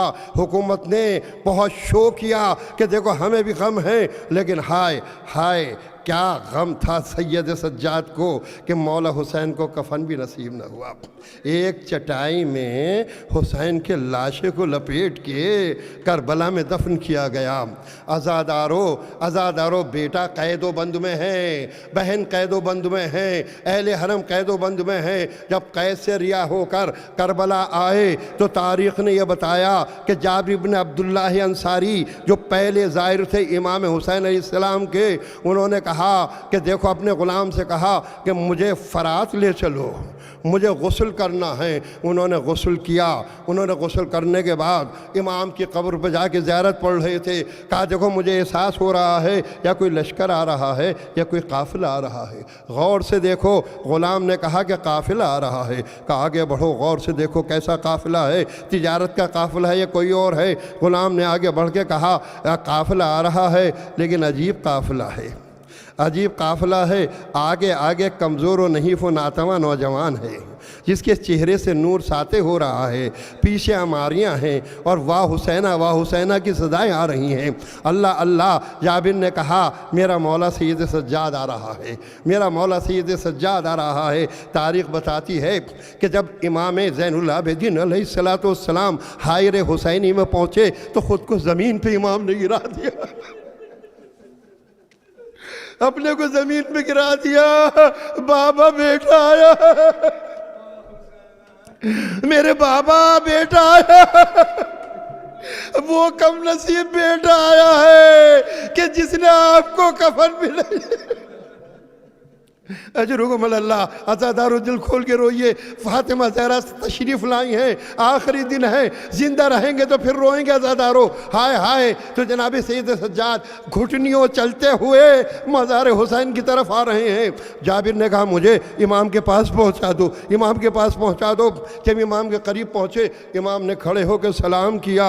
जाबिर दौड़ के गले में बाहें डाल देते हैं और दबाते हैं। इमाम ने झटके से हाथों को हटा दिया, हाथों को हटा दिया। जाबिर समझे कि चूंकि मैं करबला में नहीं आया था इसलिए इमाम मेरा नाराज़ है। रो के कहते हैं जाबिर, मौला अगर मुझे खबर होती तो मैं नाबीना ज़रूर था मगर जिहाद करता, हुसैन से पहले शहीद हो जाता। मुझे माफ़ कर दो मेरे मौला। इमाम ज़ैनुल आबिदीन ने कहा अच्छा ये बात नहीं है। कहा फिर तुमने इस तरीके से गर्दन से मेरे हाथों को क्यों अलग किया? अब ये कहकर इमाम फूट फूट कर रोने लगे। चचा जाबिर, आपको मालूम नहीं है बाबा की शहादत के बाद माँ बहनों की चादरें छीनी गई, एक ही गले में एक ही रस्म में सबको बांधा गया। मेरे गले में तोक़े खारदार, हाथों में हथकड़ियाँ और पैरों में बेड़ियाँ थीं। क्या चचा जाबिर, मेरी गर्दन का गोश्त अभी भी खुदा आपको किसी गम में न रुलाए। दिल खोल के रोइए ज़ारो। अब बीबियाँ महमिलों से उतर गई हैं। जो लोग ज़ियारत को जाते हैं, जब हुसैन के यानी हायर हुसैनी में जाते हैं तो एक दिल तड़पने लगता है इंसान का, इंसान बेचैन होता है। और आपको मालूम है रवायात बताती हैं कि जब ज़ाहिर जाते हैं तो इमाम हुसैन का हुक्म है जनाब अब्बास को कि जब मेरा ज़ाहिर हायर हुसैनी में आए तो तुम इस्तकबाल करना, तुम मेरे ज़ाहिर का इस्तकबाल करो। हाय हाय कितना हुसैन को अपने ज़ाहिरों का ख्याल है। बस हज़रदारो ज़हमत को तमाम कर रहा हूँ। हाय हाय। तो जनाब ज़ैनुल आबिदीन अलैहिस्सलातु वस्सलाम आगे बढ़े। हर बीबी ने ख़ुद को अपनी अपनी महमिल से गिराया और हर बीबी अपने अपने वारिस की कब्र पर चली गई। उम्मे फरवा कासिम को रो रही हैं, लैला अली अकबर को रो रही हैं, बेवाए अब्बास को रो रही हैं। हर बीबी रो रही है। और रोने के बाद अज़ीज़ान गिरामी ज़ैनब, जनाब ज़ैनब, जनाब रबाब और कुछ बीबियाँ आईं और कब्र हुसैनी पे ख़ुद को गिरा दिया। और ज़ैनब तड़प के कह रही है भैया आपके बाद हम लुट गए भैया, बरे नसरा में ले जाया गया भैया, हम बर्बाद हो गए भैया, अम्मा का घर लुट गया। लेकिन भैया आपका पैगाम आम करके आई हूँ, सदा आई होगी हुसैन की कब्र से। मेरी ज़ैनब, मेरी सकीना कहाँ है? मेरी सकीना कहाँ है? ज़ैनब ने कहा होगा भैया वो जिंदाने शाम में सो गई। सयअलमुल्लज़ीना ज़लमू अय्या मुनक़लबी यनक़लिबून इन्ना लिल्लाहि व इन्ना इलैहि राजिऊन। मातम हुसैन। या हुसैन, या हुसैन, या हुसैन, या हुसैन, या हुसैन, या हुसैन,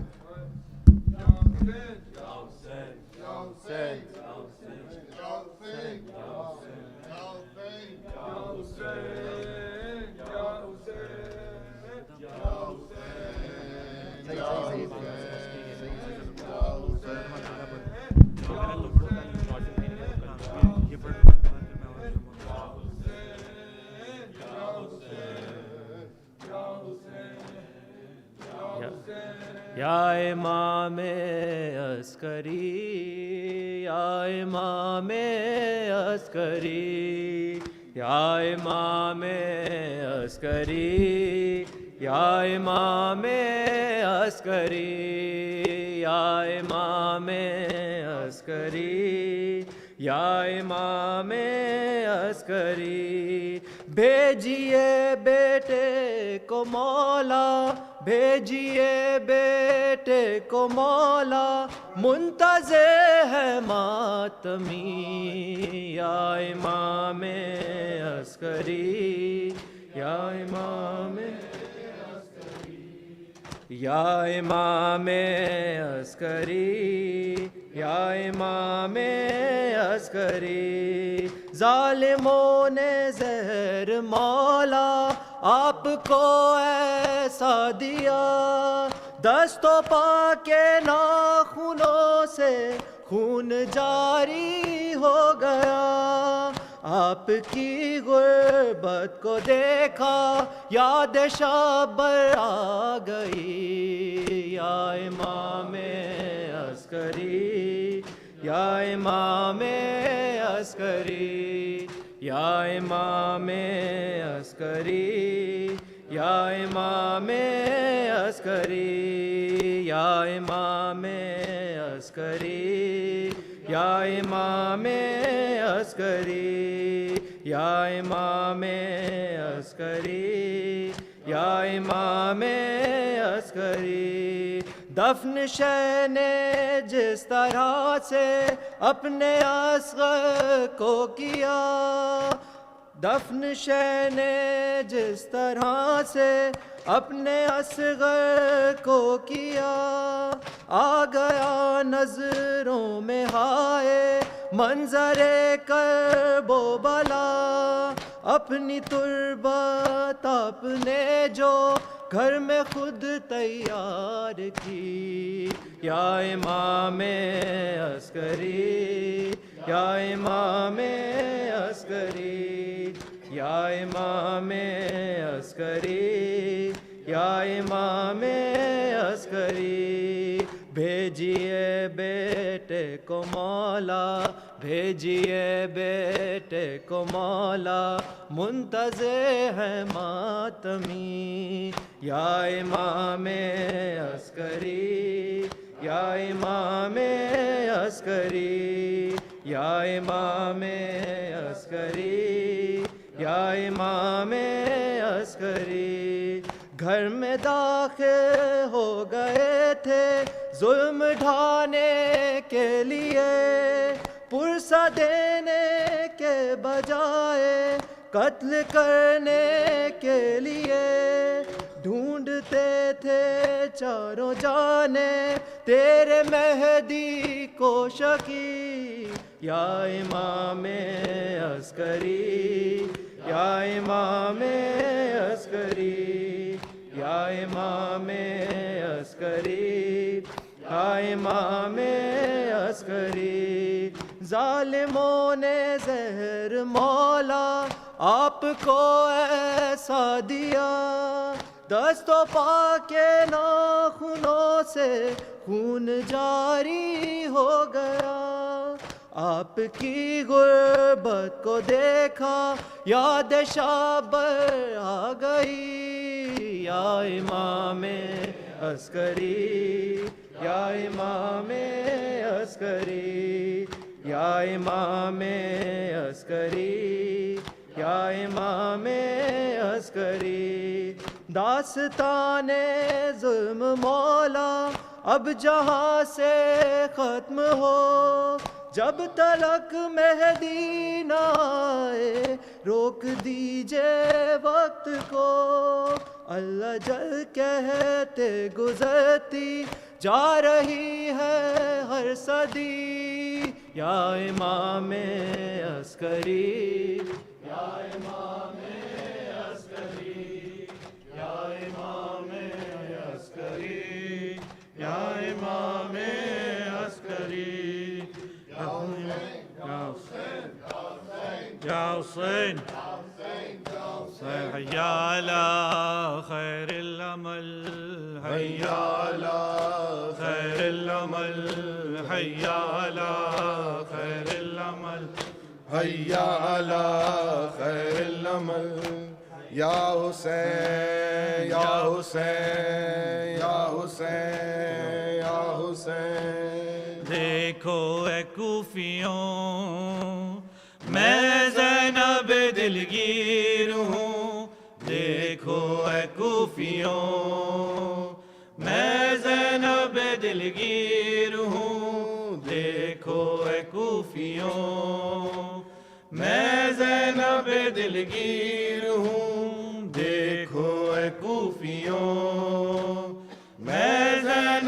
دلگیر ہوں دیکھو اے کوفیوں میں زینب دلگیر ہوں سر ننگے مجھے کیوں ہے پھرایا سر ننگے مجھے کیوں ہے پھرایا میں وارث تطہیر ہوں دیکھو اے کوفیوں میں زینب دلگیر ہوں دیکھو اے کوفیوں میں زینب دلگیر ہوں دیکھو اے کوفیوں میں زینب دلگیر ہوں دیکھو اے کوفیوں میں زینب دلگیر ہوں آل احمد کا تماشا دیکھنے آئے ہو کیوں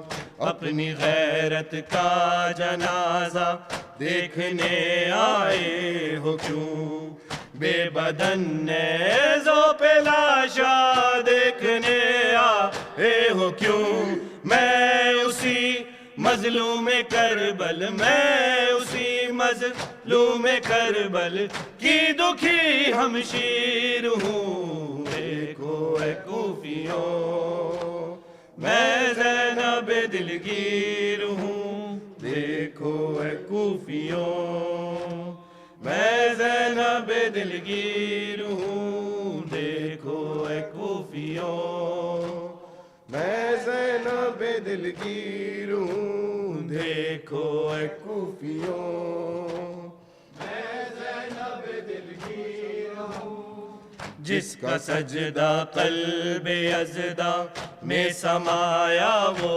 حسین گر کے گھوڑے سے زمین پر جو نہ آیا وہ حسین سر پہ اپنے جس کو تیروں نے اٹھایا وہ حسین میں اسی مظلوم کربل میں اسی مظلوم کربل کی دکھی ہمشیر ہوں دیکھو اے کوفیوں میں زینب دلگیر ہوں دیکھو اے کوفیوں میں زینب دلگیر ہوں دیکھو اے کوفیوں میں زینب دلگیر ہوں دیکھو اے کوفیوں میں زینب دلگیر ہوں پوچھتے ہو مجھ سے رونے کا سبب اہل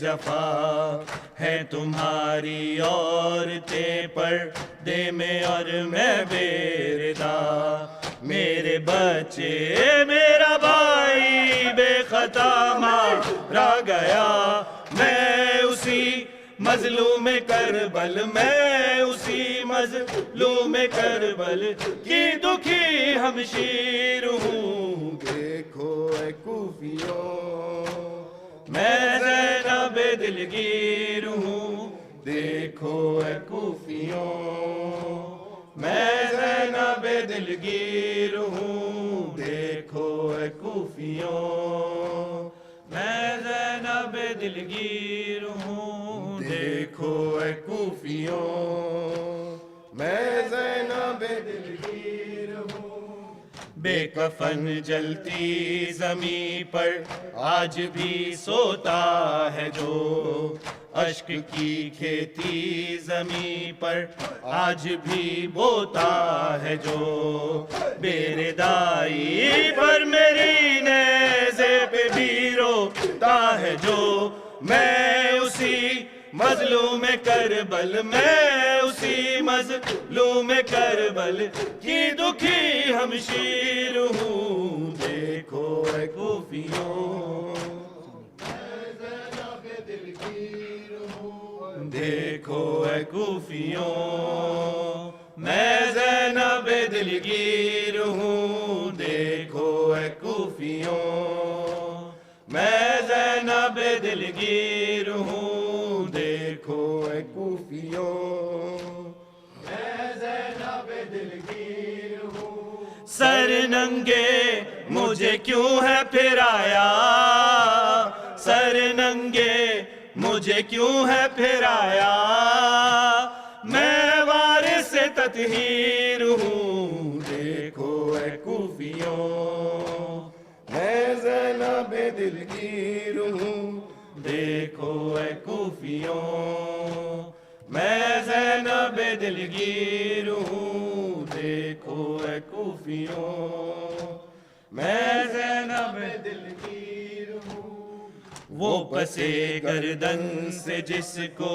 تیرا ضرب مار کر کاٹ کے سر لاش بے سر چھوڑ دی تھی خاک پر پھر اسی کی لاش پر لے آئے مجھ کو ننگے سر میں اسی مظلوم کربل میں اسی مظلوم کربل کی دکھی ہمشیر ہوں دیکھو اے کوفیوں اے زینب دلگیر ہوں دیکھو اے کوفیوں میں زینب دلگیر ہوں دیکھو اے کوفیوں میں زینب دلگیر ہوں دیکھو اے کوفیوں میں زینب دلگیر ہوں وہ پسے گردن سے جس کو تیرا ضرب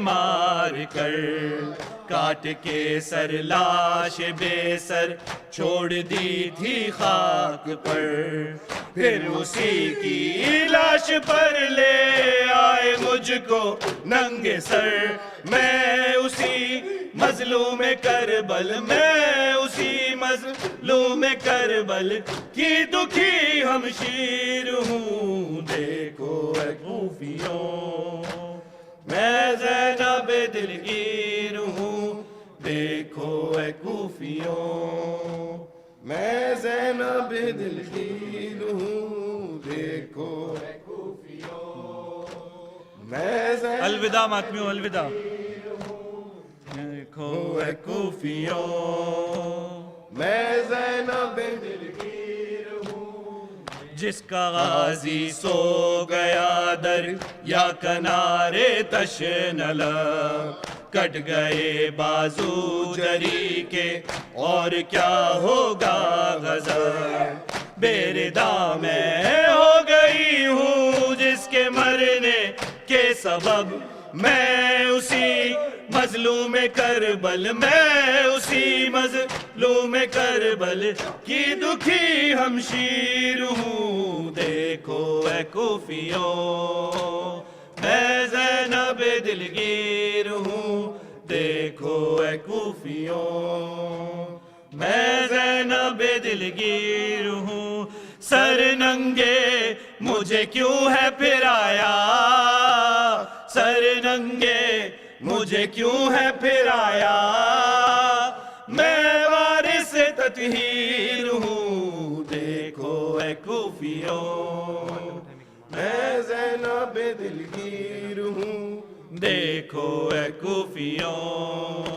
میں زینب دلگیر ہوں دیکھو اے کوفیوں میں زینب دلگیر یا حسین یا بھولے شبیر نہیں بھولے نہ بھولے نہ بھولے شبیر نہیں بھولے نہ بھولے نہ بھولے شبیر نہیں بھولے نہ بھولے نہ بھولے شبیر نہیں بھولے ہو ایک چادر زینب کی ہو ایک چادر زینب کی ہو ایک سینہ اکبر کا ماتم کرو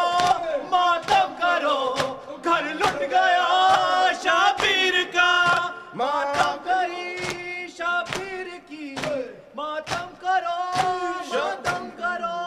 خنجر تلے نیزے تلے کرتے رہے شکر خدا نہ بھولے نہ بھولے شبیر نہیں بھولے نہ بھولے نہ بھولے شبیر شبیر نہیں بھولے، نہ بھولے نہ بھولے، شبیر نہیں بھولے۔ ہو ایک چادر زینب کی، ایک چادر زینب کی، ایک سینہ اکبر کا، ماتم کرو ماتم کرو، گھر لٹ گیا شبیر کا، ماں آ گئی شبیر کی، ماتم کرو شبیر کا، خنجر تلے نیزے میں بھی کرتے رہے شکر خدا، نہ بھولے نہ بھولے، شبیر نہیں بھولے، نہ بھولے نہ بھولے، شبیر نہیں بھولے۔ یا حسین یا حسین یا حسین، مولا حق امام یا حسن یا حسین، مولا حق امام یا حسن یا حسین، یا حسین یا حسین۔ وہ عابد بیمار تھا، وہ عابد بیمار تھا، چلنے سے جو لاچار تھا، چلنے سے جو لاچار تھا، اور شام کا بازار تھا، اور شام کا بازار تھا، اور مصطفیٰ کی بیٹیاں مولا حق امام یا حسین یا حسین یا حسین یا حسین یا حسین یا حسین یا حسین یا حسین یا حسین یا حسین یا حسین یا حسین، مولا حق امام یا حسن یا حسین یا حسین یا حسین۔ شبیر کی وہ لاڈلی، شبیر کی وہ لاڈلی، سینے پہ جو شاخ پلی، سینے پہ جو شاخ پلی، جس کی ابارن میں جلی، جس کی ابارن میں جلی، منہ پر تماچوں کے نشان، مولا حق امام یا حسین یا حسین یا حسین یا حسین یا حسین یا حسین یا حسین یا حسین یا حسین یا حسین یا حسین یا حسین یا حسین۔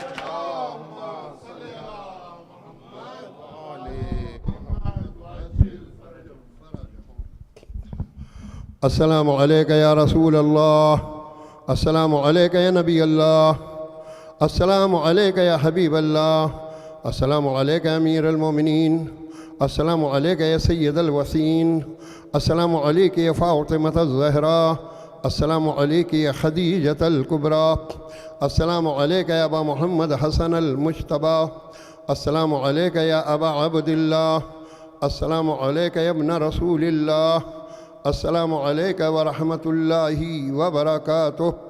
سب مل کے پڑھیں، السلام علی الحسین وعلی علی ابن الحسین وعلی اولاد الحسین وعلی اصحاب الحسین۔